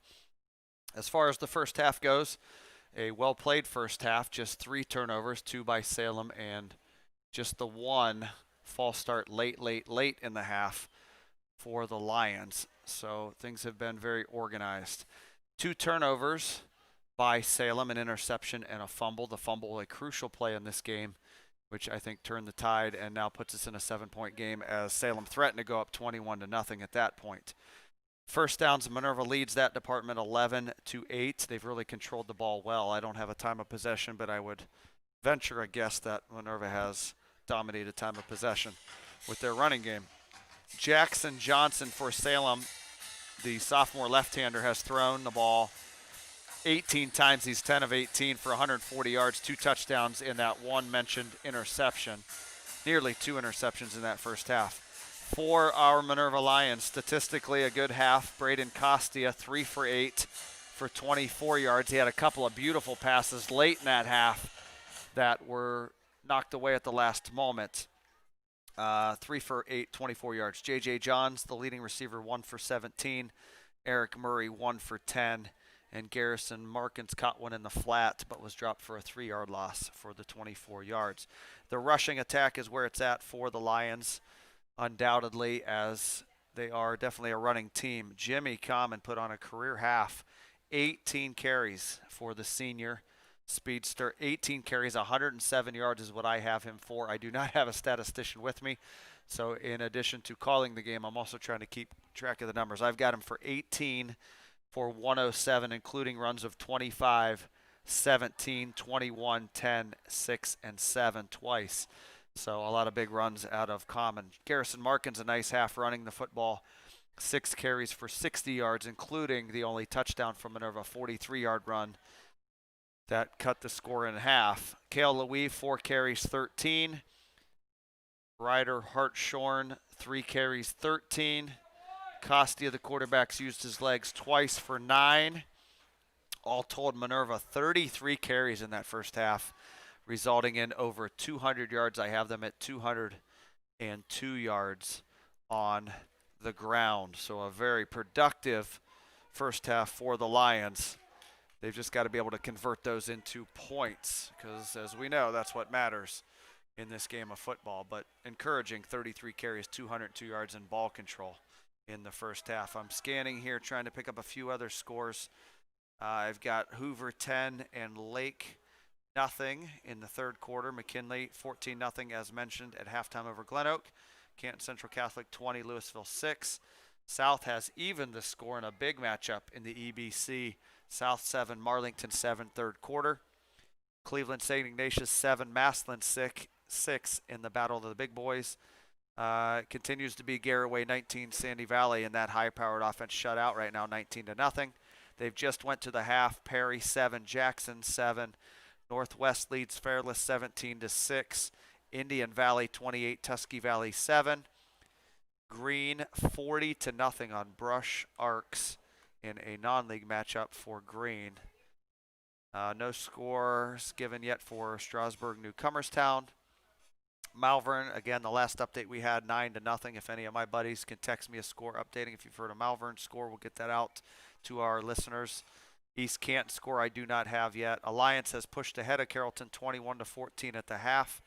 Triway 35, Tuslaw 7, and Rootstown 7, Manchester nothing have all been updated on Friday nights, FridayNightOhio.com. So we got a good one here, 14-7 in favor of the visiting Quakers. They come in with a record of 1-3. Minerva looking for their first victory of the year, sitting at 0-4. As we mentioned pregame, funny thing about sports and athletics and football, Minerva and Salem both gave up nearly 40 or over 40 points per game each. So you might expect this game to be in the 20s or 30s by now. But the defenses have clamped down enough to keep teams out of the end zone.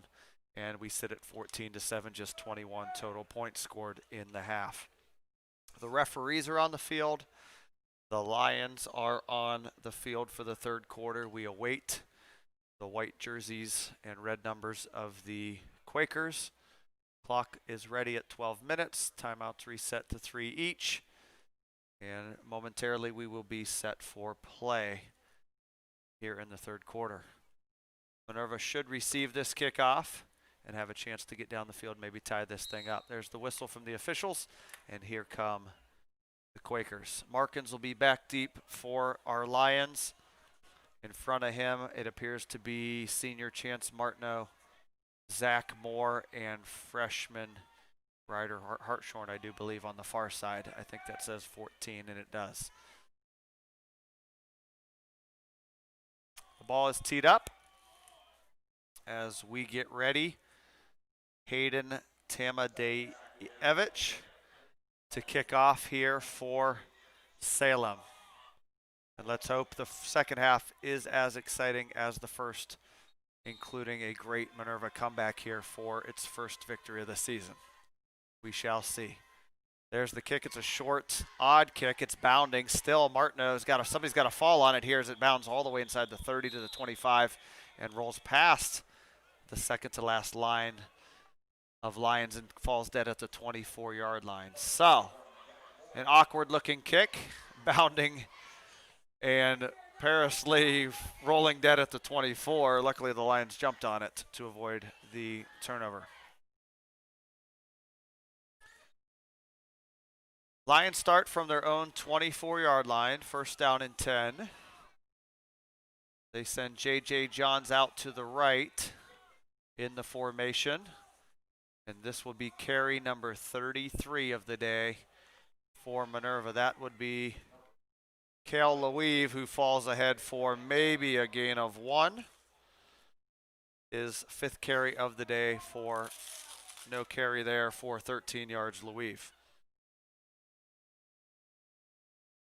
Second down and 10 for Minerva. 78 Andrew Walla, the senior 263-pound D lineman, made the stop on the last play. Costia's got it, pitch left, Markins makes the first guy miss, and then is grabbed by the second and dropped what appears to be in the backfield or close to the line of scrimmage, and the Lions will be looking at third down long here on their first drive of the second half. Another quick shout out to my daughter Kinley Green, just to embarrass her as she wanted me not to do that. Kinley, this is the third time I've said your name tonight. I love you, honey. And maybe when I get home, we'll turn the lights on and shoot some hoops outside with your old dad. So here we go. Third down and 10. Minerva's got it. They send Case Givens as a tight end off to the right side. Costia gives it off Marcus straight ahead. Third and 10. He powers his way across the 30, spins out, and now pushes the pile. First down, Lions near the 40-yard line. A big pickup on third down and 10. Caught the Salem Quakers in a defensive back package, ready for the third down and 10 pass. Instead, it's Garrison Markins straight ahead for a Lion first down, the first one of this half, the 12th of the game. That goes all the way out to the 39-yard line, a 15-yard gain for Markins. Here's Markins again, and this time not fooled. Grabbed in the backfield by Dylan Monroy, the 6-foot sophomore, and dropped for a loss, setting up second down long.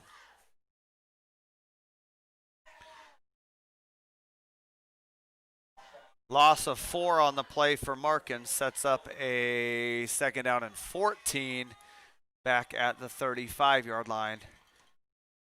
Chaddock and Martineau split out to the left.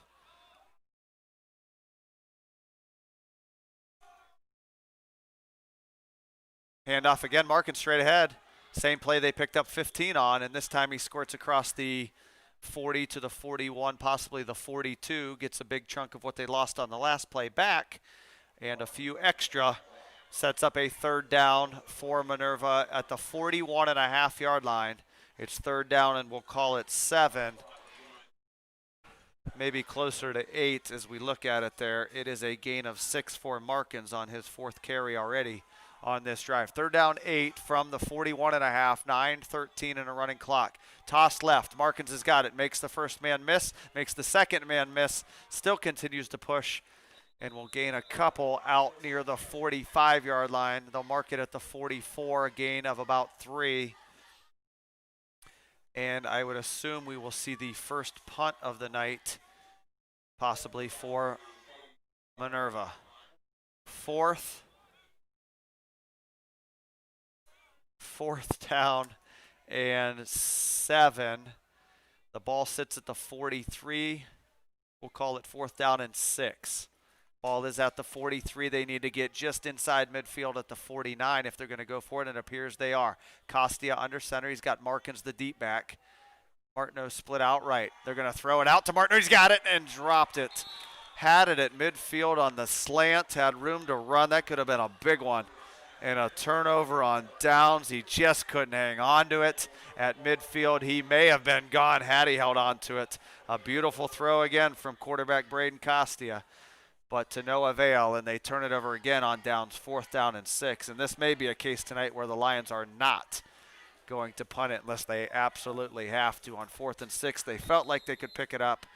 They throw it, and it is dropped. A good throw, not a good catch, and it's 8:21 to go in the third, and now Salem with the ball with a 7-point lead. This is a straight run from quarterback Jackson Johnson. He takes it from the 43 and gets 3 to the 40. 2nd down, 7 on the next play coming up. The Lions have come out and thrown 9 passes tonight, are 3 of 9, but 3 of those balls probably should have been caught. And those are killers when you're trying to keep the sticks moving on 4th and 6, and you put a ball right on the numbers. We got to haul that one in. Nevertheless, Salem 2nd and 7. Again, a straight run after the fake. Costia with no tackle there, but Martineau comes up to make up for his drop on the last possession with a great tackle. Senior Chance Martineau comes off his corner position and holds Johnson to a gain of 2 at the 38-yard line, 3rd down and 5. So back-to-back runs by quarterback Jackson Johnson, and the Lion defense has held up so far, allowing just 3 and 2 yards. A great tackle by Martineau on that one. Big play here, 3rd and 5. This is a throw. It's out to the right, deflected by Murray and almost intercepted by Costia as it flutters over the head of intended receiver number 24, Blaze Exline. Costia just out of his reach, but a great play by linebacker junior Eric Murray. Got his hands on that one. 4th down and 5 as Salem hurries to the line as they're going to go for it. 4th and 5 from the 38. Big possession here for the Lion defense. Would love to get the ball back. Johnson backs up 3 steps, and now he's going to take it. Looks like he's going to kick it, but he decides to throw it. Guns one, and it is caught, I believe, by 24 Blaze Exline, and they're going to give him a catch. Tiptoed on the sidelines. Hard to tell here as all the Lions bench was in the way of the sideline. Couldn't quite see it. Good throw by Johnson on the run.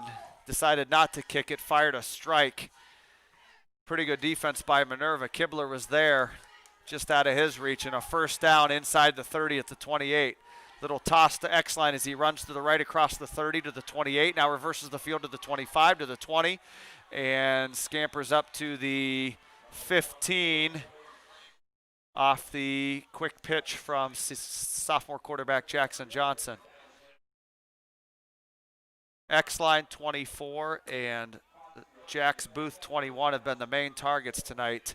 That is the 20th pass thrown by Johnson tonight. He's completed 12 of them for over 150 yards. 1st down, 10 Salem. The ball's now moved to the 15-yard line, and the drive continues. Out of the gun, swings it out. Here's Exline again. He's got room to run. 15-10, 5, touchdown, Salem.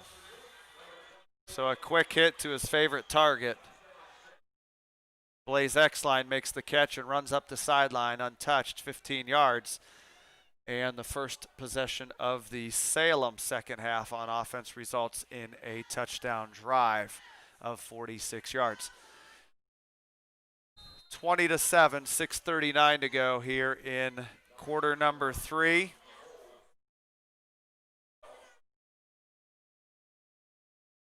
On to attempt the extra point for Salem. There's the hold. The kick is true. And with 6:39 to go in the third quarter, Salem strikes first here in the second half, and they push their lead from 7 to 14. 21-7, Salem, 6:39, timeout.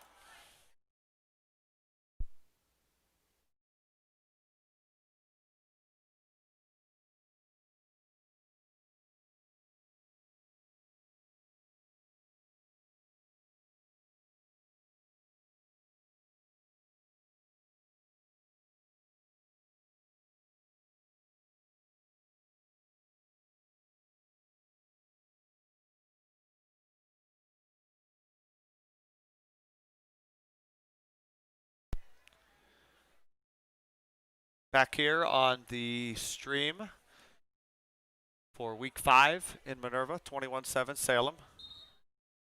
A shout out to my right here, Coach John Cross, soccer coach, doing the video along with daughter Maddie Cross. You embarrassed I said that? Remember when I had you in class? What a good teacher I was? I bet you have an A in math right now, thanks to your 7th grade math teacher. Yes?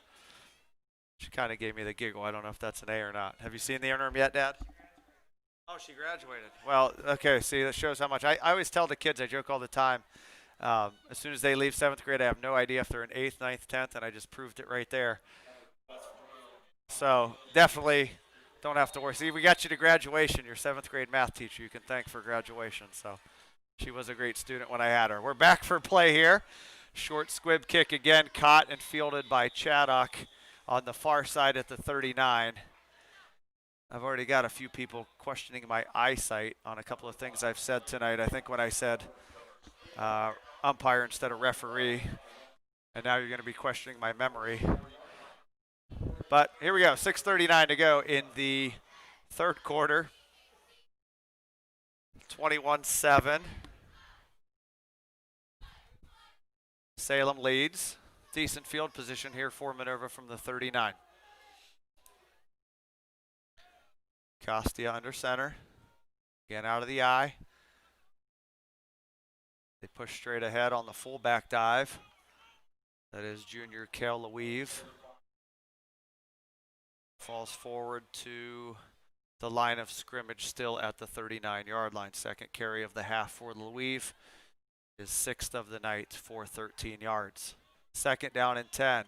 And we've seen a change here, an adjustment by the Salem defense, taking away those short chunks of yardage on first down for the Lions, forcing instead of second 6s, now second 10s. Hand off to Hartshorn off the right side, and he is spilled at the 41-yard line, a short gain of 2 for the freshman Ryder Hartshorn. Gain of 2. Third down and 8.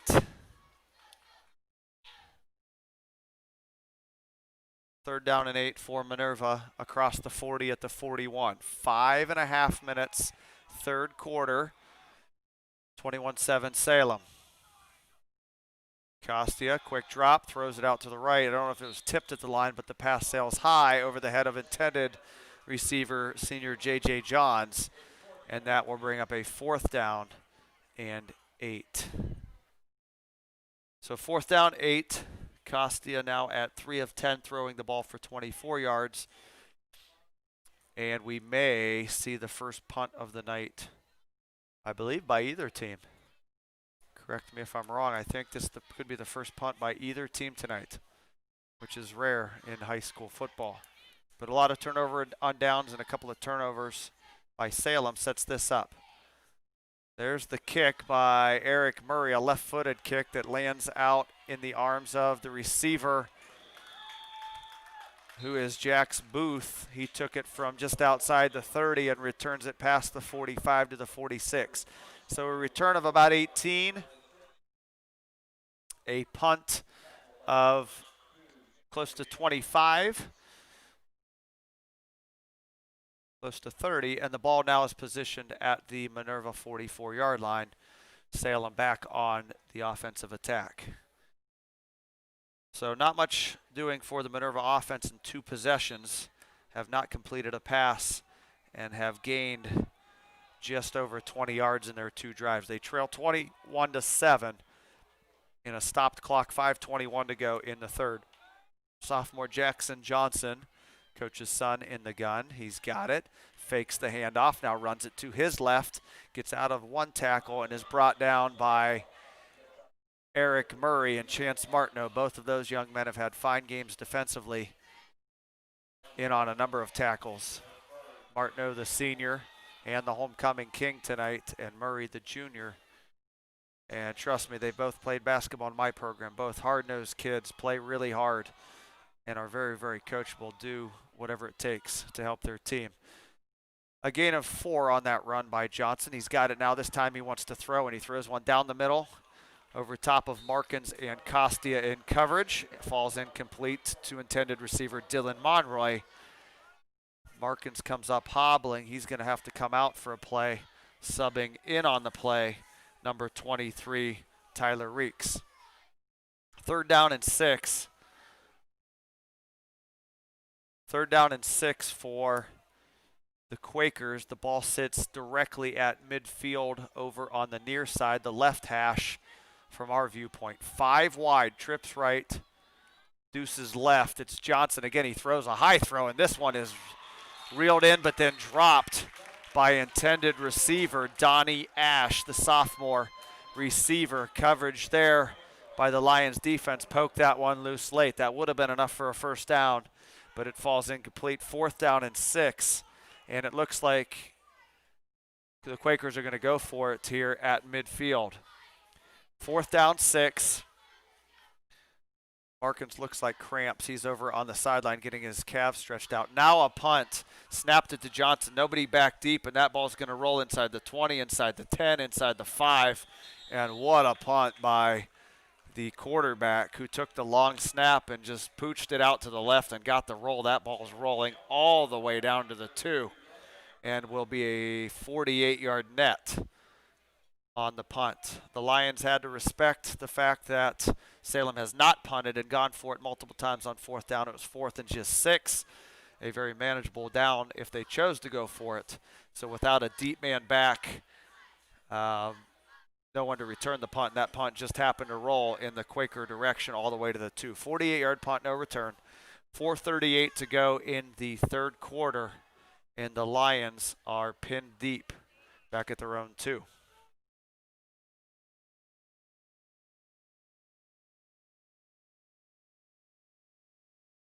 Common under center. He's got it. He gives off to Cale LeWeave, who busts out a 1 tackle and fights all the way up to the 10-yard line before he is spilled by Booth. And that's going to be a gain out to the 10. Actually, the 11-yard line, a gain of 9. A good 1st down run for junior Cale LeWeave. 2nd down and 1 coming up for the Lions as they push out of their own end zone and set up a manageable 2nd down and 1. Center Derek Hurst to the line with the ball. Snaps to Costia. Again, they dive it forward for a 1st down. This is again Cale LeWeave. He pushes from the 11 to the 15, so it's a gain of 4. And back-to-back positive runs for junior Cale LeWeave to the 15. 1st down, Lions. Running clock now once the ball's set, 3:52. Waiting for the officials to set the clock here, and now they wind it at 3:52. 1st down, 10 out at the 15-yard line. Chaddock Johns go out left, go out wide left. Costia under center. Again, straight ahead. It's worked twice. It's going to work a 3rd time, and that's Cale LeWeave straight ahead. 3rd consecutive carry, and it looks like he will again have enough for another 1st down. So facing 1st and 98 from their own 2, they're picking up chunks here now. A 9-yard gain, a 4-yard gain for a 1st down, and now a 10-yard gain out to the 25 for Cale LeWeave. His 5th carry in this half. The fullback dive is working for the Lions. They go back to it for a 4th consecutive time, and this time Salem's ready for it. In on the tackle is number 15, Divine Allah, 6'2 senior, drops Louis for no gain at the line of scrimmage. Second down and 10.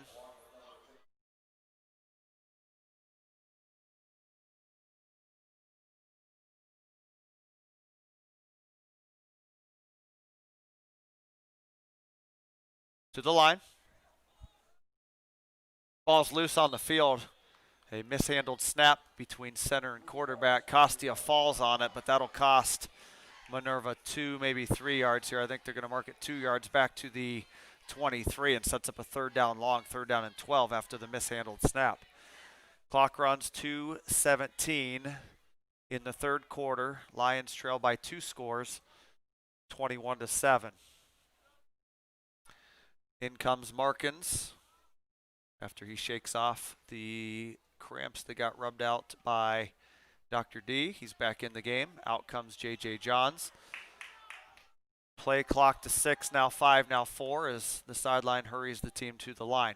Pitch to the right. This is Hartshorn across the 20. Out to the 25-yard line, back to the original line of scrimmage. A gain of 2 for Hartshorn, his second carry of the half, his fifth of the game now for 17 yards. Fourth down and 10. And the running game, which averaged over 6 yards a carry in the first half and amassed 202 yards, has been bottled up here in the second half. A couple of 10-yard runs for the Lions, but many 0s, 2s, and 3s, and a couple of negatives mixed in. Clock running now, 1:11. Play clock's all the way to 5. They've got to get organized here before they take a delay of game. There's the snap and the punt from Murray. He pooches it left-footed out, and a running catch by 21 Jax Booth. He catches it inside Minerva territory and sprints ahead to the 39-yard line where he's pushed out of bounds. And Salem takes over at the Minerva 39. 59 seconds to go, third quarter, 21-7 Salem. Back on offense go the Quakers with a 14-point lead. First downs in the game still belong to Minerva. They've racked up 14 to just 11 for Salem. But it's been the big play pass, nearly 200 passing yards for the Quakers versus 200 rushing yards for the Lions.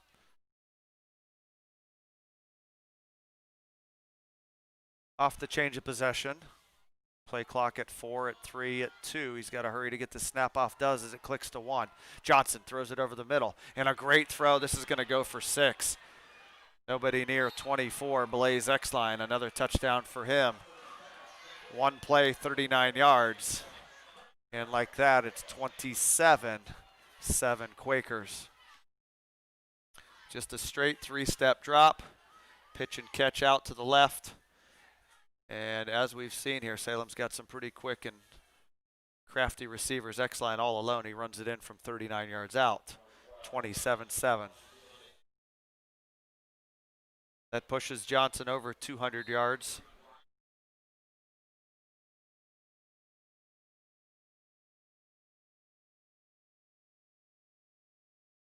And they are going to fake the extra point. The snap was good. A throw out to the left, and it is completed for a 2-point conversion.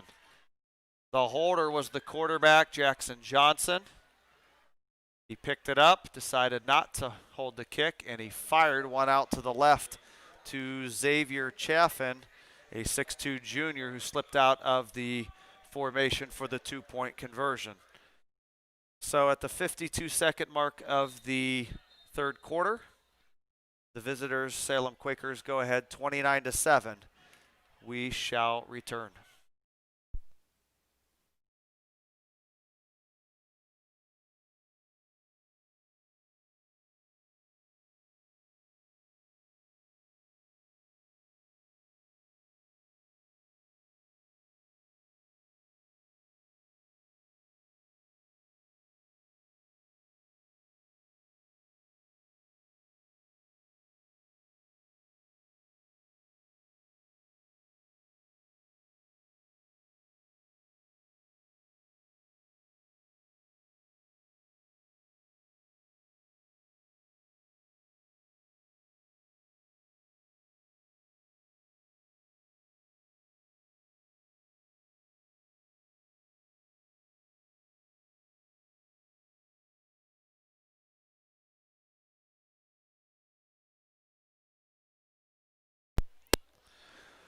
Back with you here in the third quarter, 52 seconds on the third quarter clock, 29-7 now after the 2-point conversion.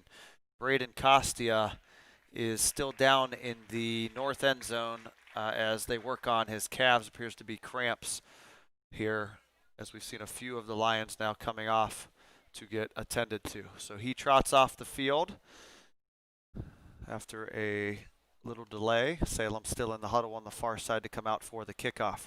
Hoover leads Lake 17-7.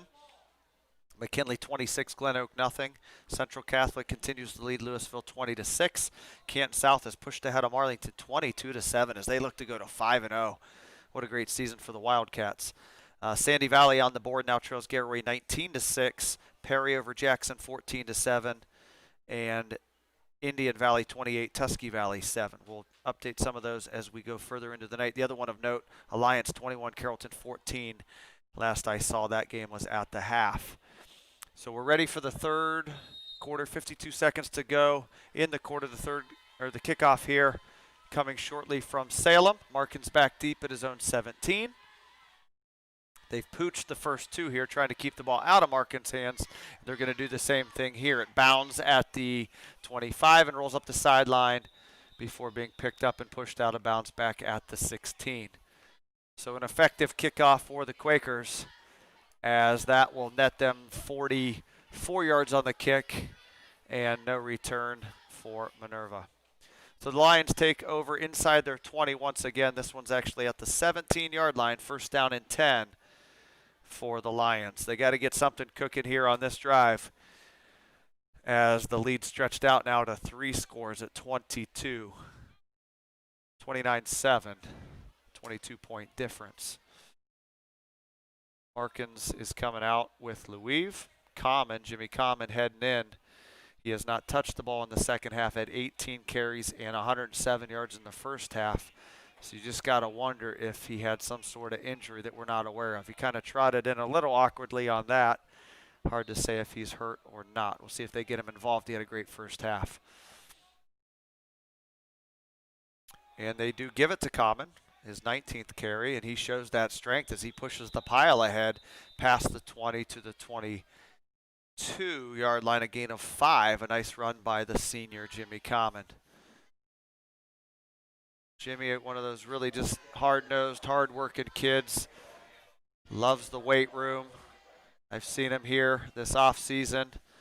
And, I saw him one time. He's on the field with his shirt off, and I could only wish to look like he looks. A lot of muscle on that boy. So here we are, 5-yard gain. Second down and 5 out at the 22-yard line for Minerva. Costia with an option right, pitches out to Markins, spins out of the tackle of Dylan Monroy, and pushes back up to the 20-yard line. They're going to be a loss on the play as he's dropped in the backfield. Got out of the first tackle, avoided about an 8-yard loss, fought his way up to the 21, but it still goes down as a loss for Minerva. That will run out the third quarter here at Dr. Robert H. Hines Stadium. After 3, it is Salem 29, Minerva 7. We will be back with the fourth quarter after this break.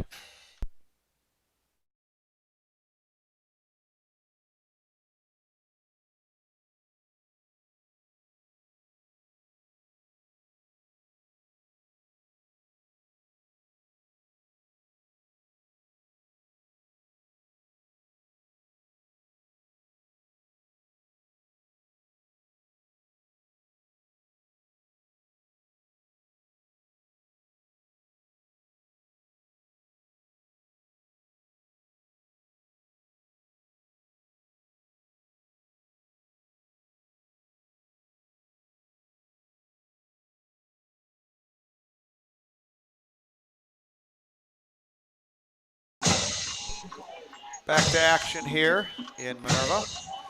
Week 5 of the high school football season. Halfway through the 10-week schedule, although unique this year is the playoffs, which happen in week 7. Brackets for the playoffs will be coming out soon, I do believe, as all teams in Ohio are eligible to play in the playoffs if they choose to, although they all do not have to. Costia's got it, 3rd down and 5. Here comes the blitz off the left side, and it's completed. A screen pass there to Louise, and he's going to push out to the 25 near the 26-yard line. I believe he's going to be just short of a 1st down. A completion there for Costia to Louise. It was 3rd down and 5 from the 22. That's a 4-yard gain out to the 26. And what's going to amount to a crucial must go for it here if you're the Minerva. If you want to stay in this ball game, you've got to go for it. 4th and 1 from your 26. You got to be able to pick up a yard here and keep this drive alive. Costia's got it. Gives to Markins. Left side. Think he's got it. He gets a yard, maybe 2, but it will be enough for a Minerva Lion 1st down. A big-time conversion there to keep the hope alive of any kind of comeback. That ball's marked out at the 28, gain of 2. They only needed 1. So it's a 1st down Minerva, the 4th of the half and the 15th of the game for the Lions. Chaddock Johns check back in with the play as the clock has clicked down to 11 minutes to go in this one. 29-7 Salem. So the Lions need a couple of scores, and they need them in a hurry here as we are starting to tread into late game situation. Costia's got it. It's a toss left to Markins. Gets out of the first grasp again and is dropped by number 1, Dylan Monroy. And the 4th flag of the night comes flying in late. Typically signifies maybe a face mask. Markins may have lost some yardage, but was done so with an illegal play of a face mask. And from the 28, they're going to march this baby off for Minerva. So a positive play, the face mask on Dylan Monroy, the sophomore, who knifed in to make the tackle but did it illegally. There's the signal from our referee. 1st down Minerva coming up. Some confusion on the refs' parts. They're talking. Still talking as they all look at each other. The clock stopped at 10:46, and now they will jog it forward here across the 35 and across even the 40 out to the 41. It's a 1st down via penalty for Minerva. As they get things set here. It's going to be a 1st down and short. It does look like a 1st down and 3 according to the sticks, although the officials still seem confused. And now I think we're ready for play.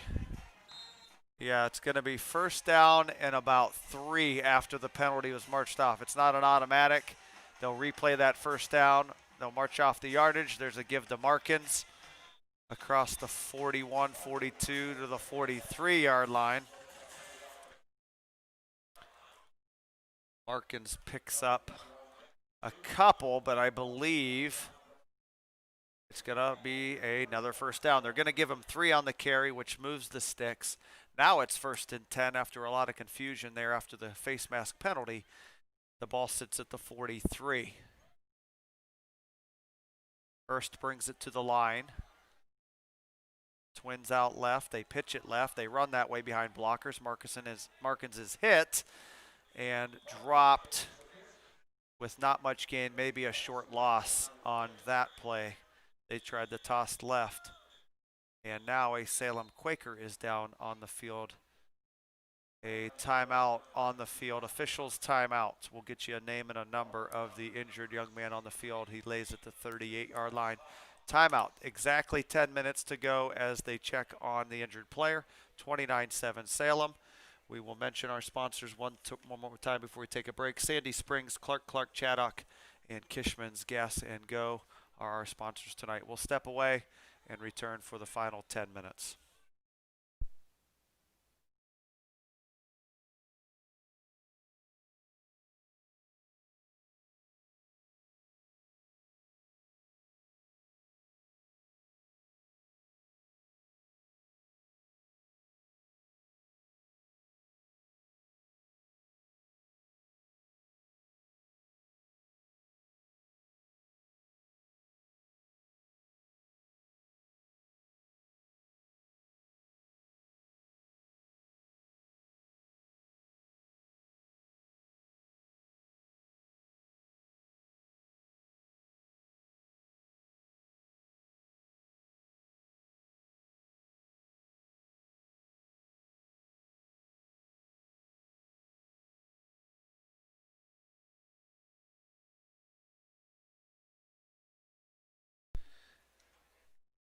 We return here to action as number 1 for Salem, Dylan Monroy, gingerly walks off. Now he's trying to jog off as he has to go from the short side here. The Minerva sideline was where he was laying. He is now making his way to the far sideline and is now off the field. The clock starts after the run prior to the injury as we're under 10 minutes to go. Costia's back to pass off the play fake. Guns went out to the left. It's intended and caught on the left-hand side. The catch hauled in by Cole Patterson.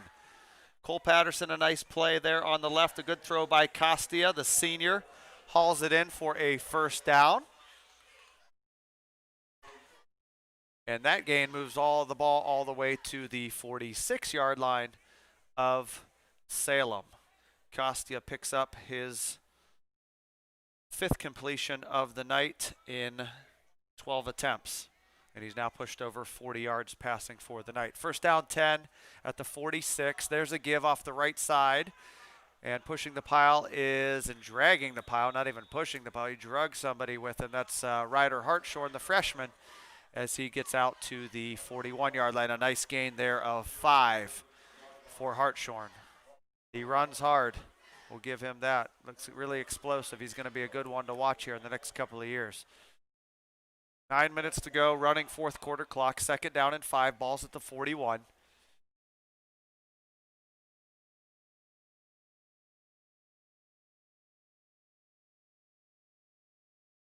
To the line of scrimmage come the Lions. 2nd down and 5. It's a toss again. Hartshorn running with it in his right arm. Bangs across the 21. Lays some pretty good contact on the tackler, Brandon Van Horn. And Van Horn's credit with the tackle as he flies out of bounds with Hartshorn at the 38. So it's a gain of about 2 to bring up a 3rd down and 3 as the ball's been moved to the Salem 38-yard line. 8.5 to go here in regulation. 29-7 Salem. Hartshorn now has picked up 7 carries on the night. And they go back to him for carry number 8. He explodes through the hole, across the 35 to the 30, and runs for another Minerva Lion first down. 7th first down of the half. That was a really explosive-looking run from Hartshorn as he will now move the sticks from the 38 down to the 28. It's a gain of 10 and another Minerva first down.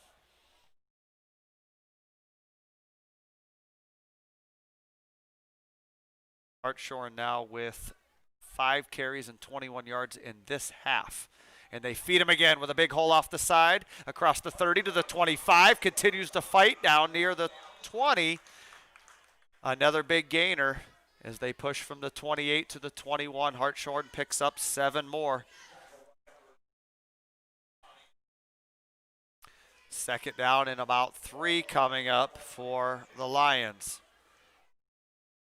Hartshorn with runs of 5, 7, and 10 just in this half, added to the 13 yards he picked up in the first half. The Lions have run the ball nearly 50 times already tonight. Costia's got it. Here comes another run. It's going to be Hartshorn again. A burst through the middle, and he's going to get all the way for a running touchdown. Hartshorn was the man on this drive. The line did a great job up front, and it's a 22-yard burst for Ryder Hartshorn, and he is pumped up in the end zone. The first of what is hopefully many touchdowns for this young man. That was an explosive-looking drive, an explosive-looking run. Give credit to the big boys up front. And Ryder Hartshorn's run it in from 22 yards out to give new life to the Minerva Lions. 29-13 now, a 2-score game. As Chaddock comes in, Costia to hold. Snap is good. The kick is on the way and right over the head of the band, which means it's dead center. Chaddock punches it through. 2nd extra point tonight. 7:39. Hang on, folks. We still got a ball game. 29-14 Salem. We'll be back after this.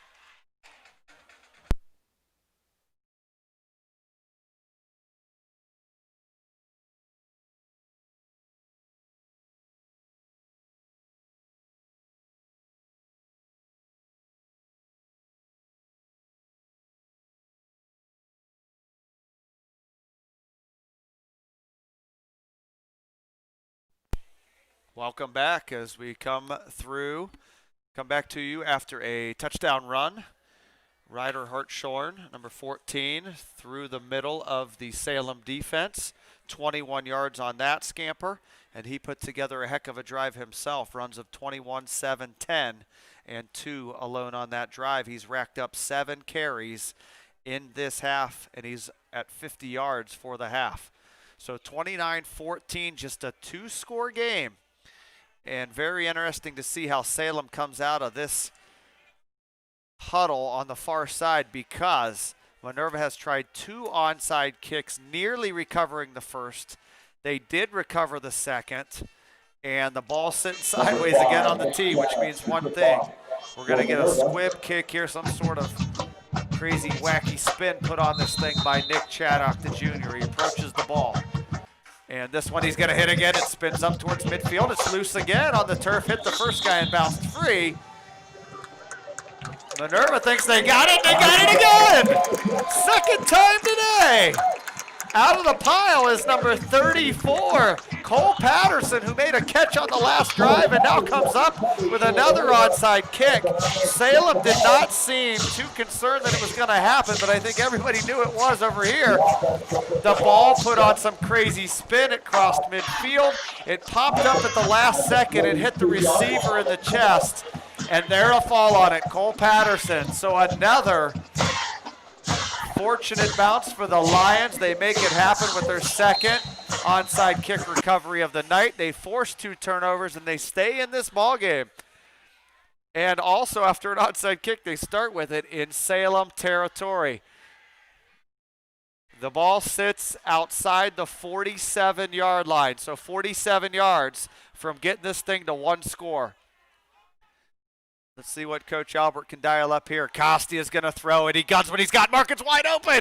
And 24. Blaze X-line at the last second.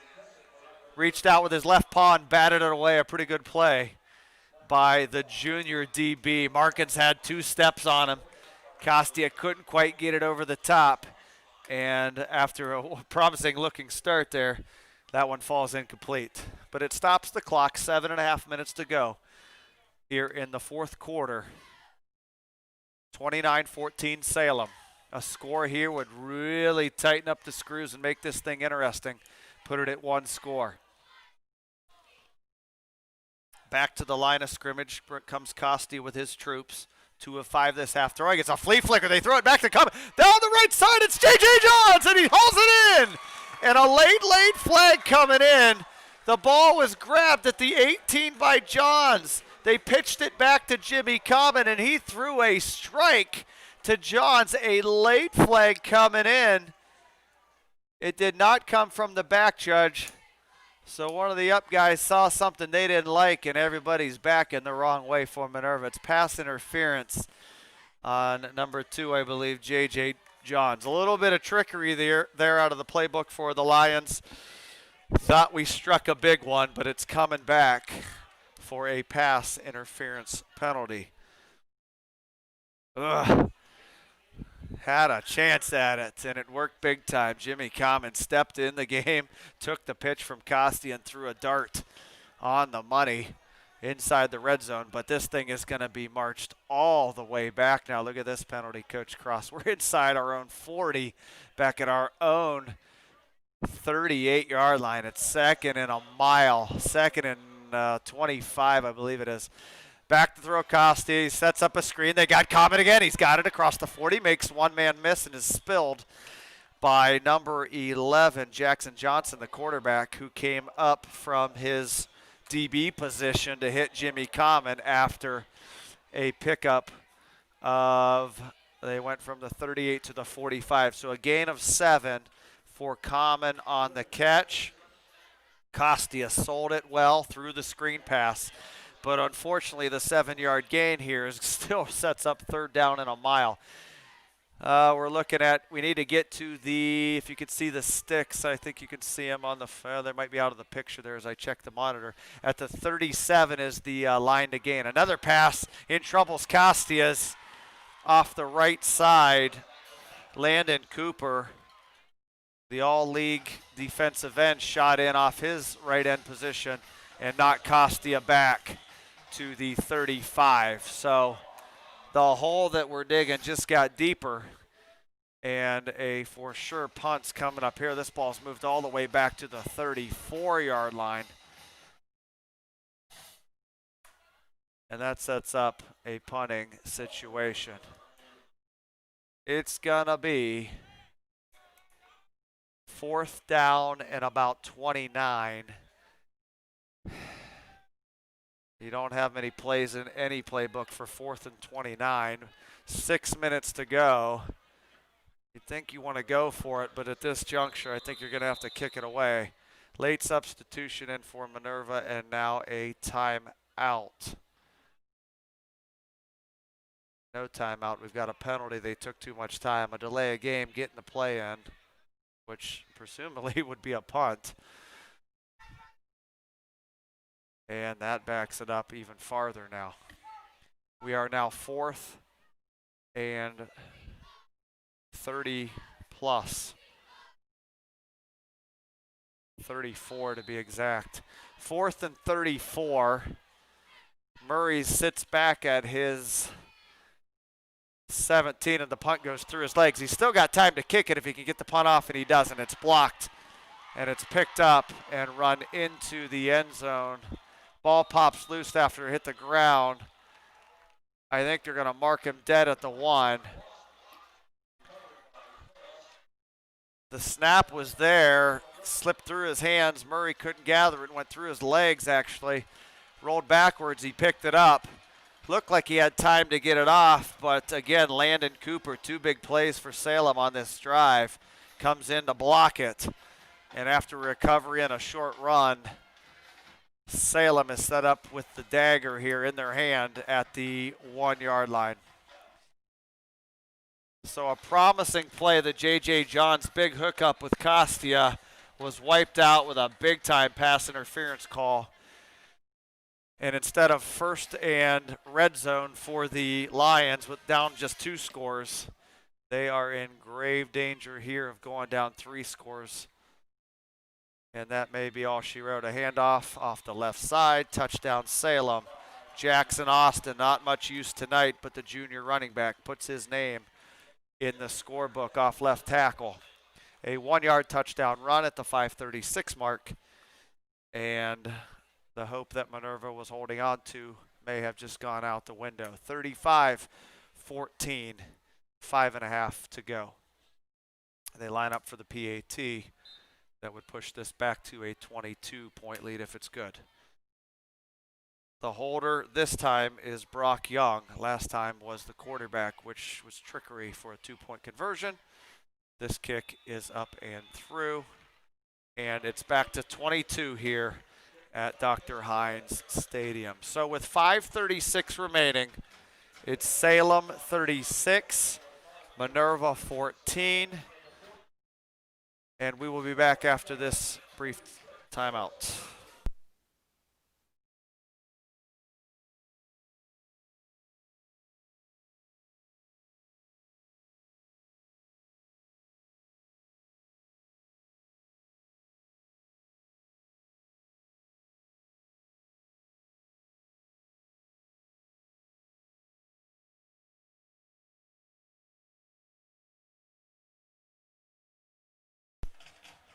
Back here for the remaining 5:36 of tonight's contest. The Lions have played relatively hard, had great success running the football, hit on a couple of passes as well, as quarterback Braden Costias hit on 6 completions for over 50 yards tonight, but a lot of self-infliction and some major passes dropped, a late penalty, a bad snap here and there, and it's all amounted to a 36-14 deficit at the hands of the 1-3 Salem Quakers. 5:36 to go. See what kind of fight the Lions have left, see if they can get one more score in the positive column here before this thing's all said and done. approaching the ball and punching it down the field. Markins runs back and catches it with his back to the defense at the 20. Runs back to the 15. Now ahead to the 20 again and can't get out of a tackle. Now does at the 20, 25, 30. He's still running at the 35, 40. See if he can turn on the Jets. 45 and tripped up across the 45 at the 46. So it doesn't take a lot for Markins. He needs a little bit of wiggle room. We've seen a couple of big plays. His 43-yard touchdown run earlier. This one, he looked like he was dead to rights back at the 18. He got hit again at the 30 and bounced off. And the senior uses his speed and agility to set up the Lions across the 45 at the 46, right on the right leg of the giant Lion in the middle of the field. So the ball centered here at the 46-yard line. First down and 10, 5.5 minutes left in the ball game. It's a run off the left side. It's Hartshorn. He's got running room. 40, 30. The thing is going to go. 20, 10, and a quick strike again. The Lions may still have life. A 10-second drive. 50 yards for Hartshorn. Touchdown Minerva. And all of a sudden, we're back to 36 to 20. 2 scores. So as I was starting to put the dagger in, Hartshorn pulled it back out and said, not so fast, my friends, and ran it off the left side untouched 50 yards to give Minerva a 20-point scoreboard. Down 16 now, the extra point coming. And this is a big extra point. Right now it sits at a 2-possession game, but that would be 2 touchdowns and 2 two-point conversions. This conversion with a kick here would result in only 1 2-point conversion being needed. So Chaddock is set. There's the snap to Costia, and there's the kick. A side spinning kick that is apparently wide of the mark, and it keeps it at 16. So if the Lions want to get this thing tied, they'd need 2 touchdowns and now 2 2-point conversions. Still doable, I suppose, 36 to 20 after the missed PAT. 5:20 to go, just a 10-second drive, a 50-yard touchdown run by freshman number 14, Ryder Hartshorn, his second burst of over 20 yards in the second half. He's run one in from 21. He's run one in from 50. Add that to Markin's 43-yard touchdown run in the first half, and the Lions have seen 3 big play touchdowns in tonight's ball game. Well, we all know what's coming. Let's hope that Salem pretends like they don't know what's coming. We've had 3 onside kicks, nearly recovered all of them, have recovered the last 2. And I would be shocked if Salem doesn't have about 10 men up within 10 to 15 yards of where this kick is. Chaddock's done a great job with this kickoff. He hits it. He's puts the tee still down on the ground, and he sits the ball sideways, as you can see on your screen, and he just kicks it right off the end of the ball, and that thing just shoots out and starts spinning like crazy, like a top.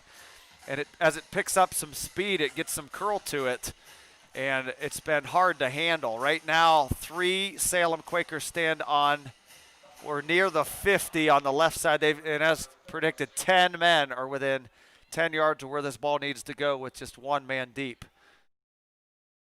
They've went to the right side on the previous occasions. I would assume that's his bread and butter, and he's going to try it again straight ahead now. This ball's loose, but then recovered by Salem. So they tried to go up the middle as the left side was loaded.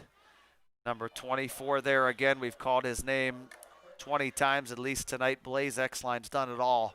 He's caught passes. He's broken up big-time passes, and that time he falls on it, securing possession for Salem. And sometimes what goes unknown are these special teams plays. You know, they don't get a lot of love when you make a special teams play, but it's just about as important as all the other plays. That was a big-time play. They're falling on the ball. Blaze Exline gets possession for Salem. So we'll see what they do with the clock. They're a passing team, but you'd have to imagine that we see a bigger dose of Jason Austin here, the running back. We'll see, but no, here goes the pass. Johnson's going to gun one deep down the left, and it is off the hands of the aforementioned Blake Exline and falls incomplete. That does Minerva a favor, stops the clock at 5:12. So Minerva took over at the 5:30 mark. They punched it in on a 50-yard run in one play, and Salem wants to throw the ball and throw in completions, that's all good. It's a free timeout for the Lions. Still with 3 timeouts in the half, 5:12 to go. A quick 3 and out here would give Minerva a officials, sorry, are confused again. They had it marked first down, but they just threw an incompletion. And even simple math tells you that it should be second down. So still in the gun here. I'll be shocked if we see more passing. I think they got a chew clock. There they are. Snapped right to Johnson. He's going to keep it. Minerva was ready and bury him after a 2-yard gain. Brings up a 3rd and 8. We'll see where Coach Hunley chooses to use his timeouts. We still have over 5 minutes to go in this one. Minerva 3 timeouts, as does Salem have their 3 timeouts. We have now just clicked under 5 minutes to go. 3rd down and 8. And if the Lions want to have any chance at pulling off this miracle upset comeback, we got to have a stop right here on 3rd down. Many more first downs would spell doom and gloom for the team in red. Wouldn't put past Salem to throw it here, though, on 3rd and 8. I think they'll be looking for the first down. There's that pitch play. Pass it right ahead. This is X-line. He's across the 50. He's across the 45. And unfortunately, he's across the 44, which was the big marker, and that's a deadly first down for this Lion defense. First down out to the 43. Needed about 8, picked up about 10. And as the ball's being set down, Salem can start to chew the rest of this clock up here. 4:15 and running, play clock at 20, so they can take it under 4 minutes if they so choose. 4:10 to go now. Johnson comes up in a shotgun, takes the snap, hands off. This is Austin, straight ahead, out of Hurst's tackle, out of another tackle. And finally, it's Costia from his secondary position that comes up to make the hit. But that will result in yet another Salem first down. Can't imagine we're going to see many more passes now. They've run 2 straight for first downs. They are in complete control of the clock here with a new set of downs. 3:45, 3:44 and running, 20 on the play clock. They're not running the play clock down. They're snapping this thing with 15 seconds, which helps Minerva, but if they continue to get first downs, it doesn't quite matter. In motion goes Austin. The center, number 52, gave the old fake snap like you might do in backyard football to try to get your buddies offsides. And unfortunately, he's the only one that moved. Correct that, 62. Noah Marshall, the 5'6", 245-pound junior. So tricked himself, 5-yard penalty. Clock stopped, 3:33. Ball moved back outside the 35. We'll call it the 36. Was it the 31? There's your 5 yards, 36. That's up 1st and 15. And now what? Come on, gentlemen. Simple math, 5-yard penalty. Ron Johnson on the far side's about 6 yards onto the field, calling the play. And they start the clock and the play clock. A lot of confusion on some of these penalties, especially if there's a false start. Mark it back 5 and let's play. 3:20 to go and now another whistle. What do we got now? I think we gave it back to him. What do we got here? Dead ball. False start. I was wrong. March it back 5 more yards. Okay. 3:18, stopped clock. Let's see if they do this one a little quicker, Coach Cross. 5 yards, set the ball, let's go. 3:18 to go. That's 1st and 20. And Salem a bit discombobulated here, trying to run this clock out. 3:15 to go. They're going to snap it at 20 seconds. I have no idea why, but they do. They fake the toss. Here's Johnson. Patiently waits, and now he busts through a hole. So the 2 penalties are not going to matter, as it just added to the length of the touchdown. Instead of 32 after the 2 penalties, it becomes 42. That's sophomore Jackson Johnson. Kept it himself. Really patiently waited out on the left side for the hole to open up and then just shot through it like he was shot out of a cannon. Untouched, 42-yard touchdown, 42-20. Salem, 3:03 to go.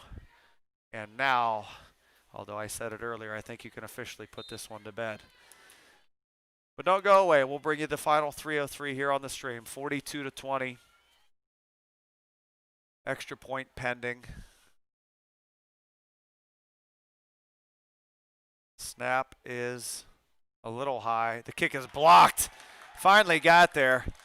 Garrison Markins lines up out on his right side, the left side of the offense, and shoots around there. He's been pretty close a couple of times. This time he timed it up correctly, and the senior speedster bats that one down. The first missed PAT of the night, although Salem still at 42 because they did convert on a fake extra point for a 2-point conversion. So one missed is worth 0.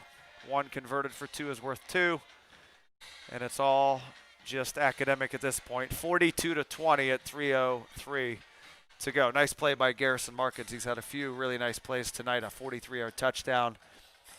Made a catch earlier and now has a blocked extra point. Yet to get word on Jimmy Common.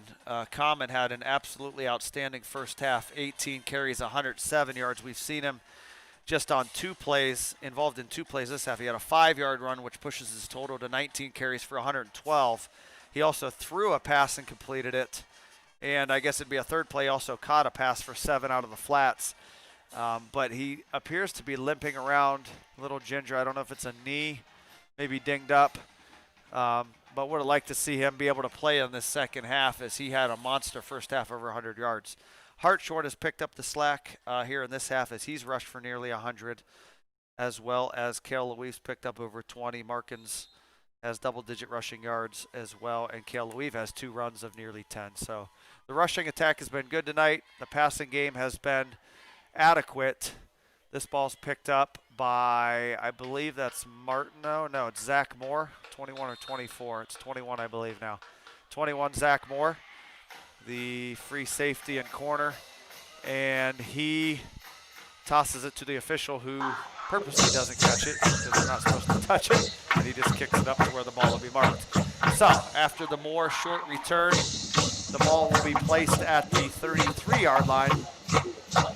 Excuse me, at the 28-yard line, and the Lions will go back on offense. So this half we've seen runs by Hartshorn, 21 and 50. Be a nice one here if we could bust off a pop off a 72. That'd be nice. 2:57. Costia to the line. He will run it again. Same play as they scored on, I believe. Just straight ahead running with Hartshorn. And he blasts out over the 40 to the 41-yard line. A nice run again. That should, got my yard markers messed up. 36-yard line, gain of 8. Should be just short of a first down is what I should have been saying. 2nd down and 2, not 13 yards, 8 yards on the carry for the freshman. Costia gets him to the line, play clock at 20. Lions got to hurry, 2:25 to go. They give to Markins through the first hole, through the second hole, to the 40 to the 45, and he is hammered out of bounds, helped up by a teammate out across the 45. A nice run on that one from the 36 across the 45 to the 47. Markins picks up 11 more to his total.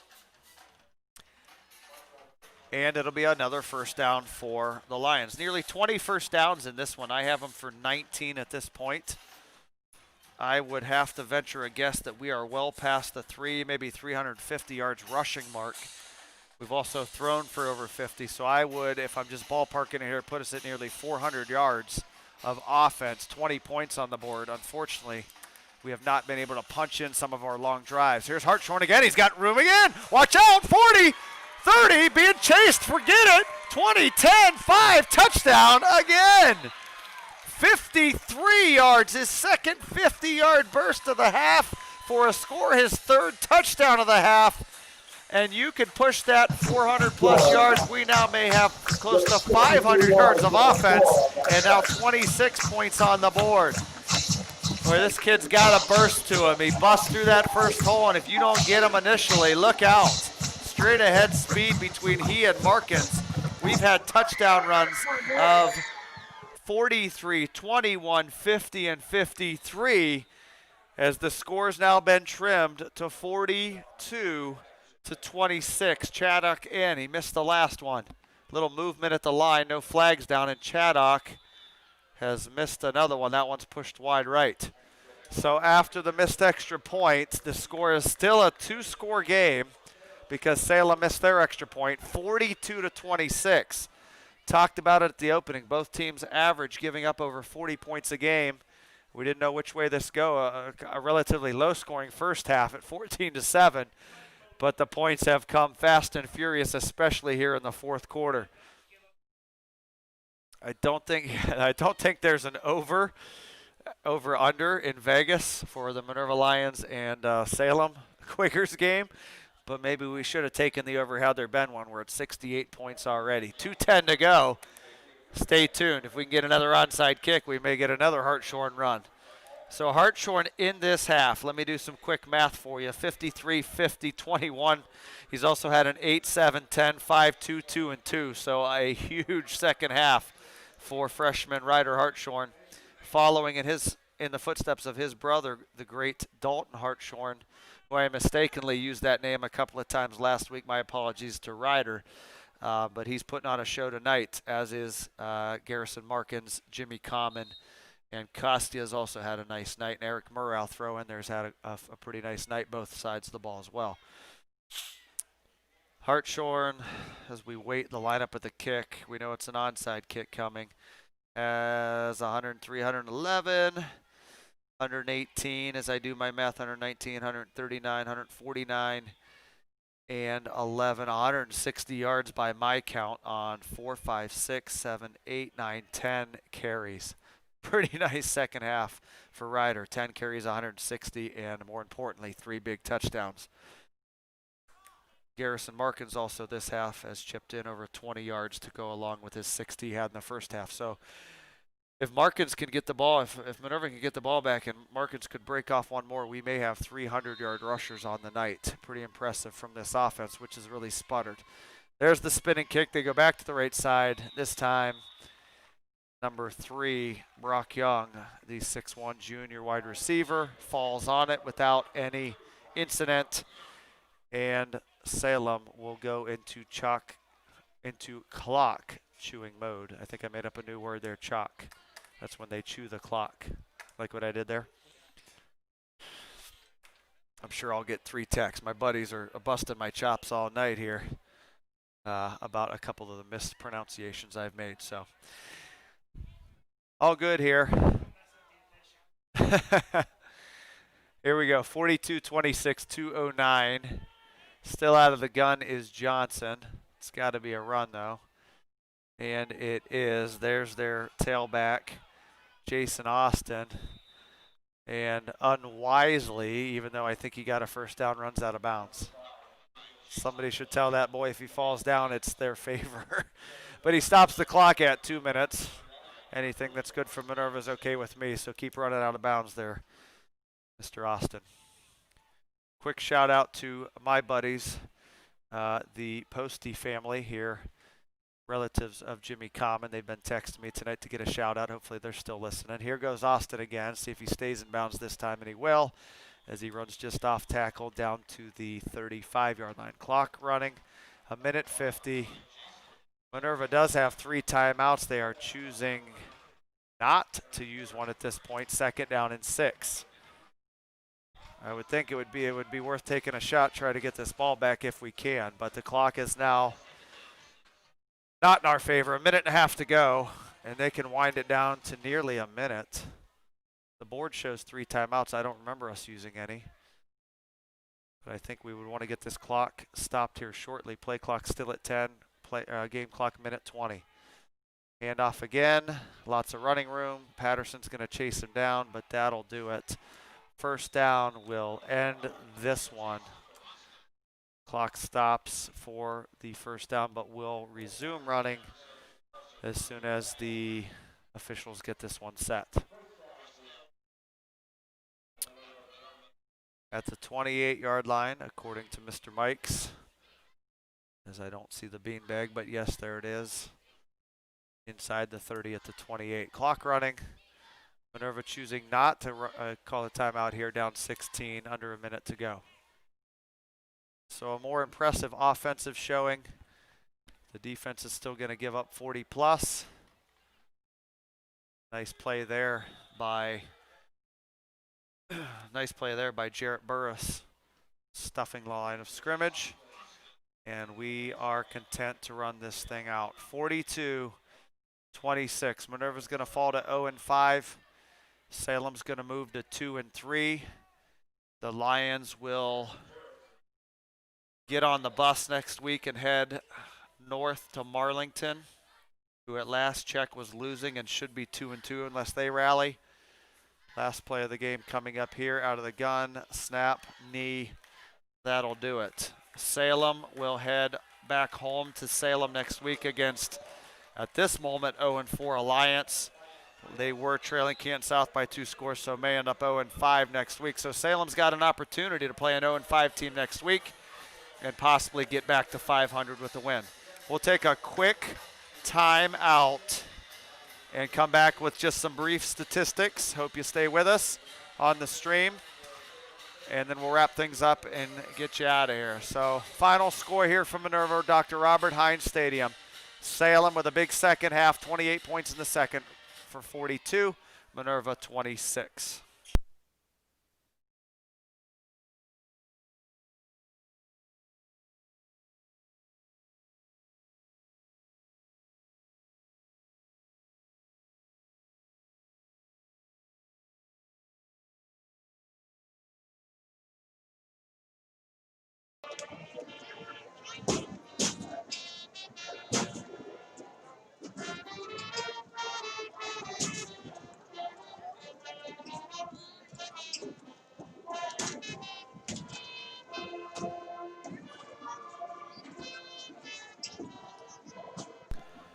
And we're back here as the players make their way off the field. Final score, Salem 42 and Minerva 26. Just some quick stats to run down. Marlington racked up over 20 first downs in this game. Braden Costia, the signal caller, statistically hit on 6 of 14 passes. That was good enough for 49 yards. Running the football, a lot of success on the ground tonight. They were led by freshman Ryder Hartshorn, 13 carries, 173 yards, 160 of those coming in the second half, and 3 touchdowns, 2 of them touchdown runs of over 50 yards. Jimmy Common, who got dinged up late in the first half, unfortunately, ended up carrying the ball 19 times for 112 yards. Was really a workhorse in that first half with 18 of his 19 carries. He also caught a pass out of the backfield for 7 yards. Garrison Markins, 11 carries, including a 43-yard touchdown, so 11 carries, 43 yards, or 82 yards, and that score. Cale Louise, as I total these up, went for 1, 2, 3, 4, 5, 6. So he had 10 carries in the ball game. Cale Louise finishes with 36 yards on his 10 carries. So a big night rushing the football. 2 rushers over 100 yards, 1 just shy, 4 rushing touchdowns. And Costia completed 6 passes for 50 yards. So a big offensive night. The defense quite couldn't hold up in the second half. Got put in a couple tricky positions after a missed punt and just couldn't get it done tonight. But a good battle, a good football game here tonight. The final, once again, is 42-26 Salem. If you're listening next week, you'll probably have to catch it on the Marlington stream. I will be back to do the final home games of the year. I think there are 2 more, and then depending on what we choose to do with the playoffs, possibly, I suppose, 3. So we'll be back with you. Again, Sandy Springs, Clark, Chaddock, and Kishman's Gas and Go, and Dr. D with the sponsorship of tonight's game. So we appreciate you listening in. We'll catch you on the next broadcast and the next live stream. Until then, have a good night, everybody.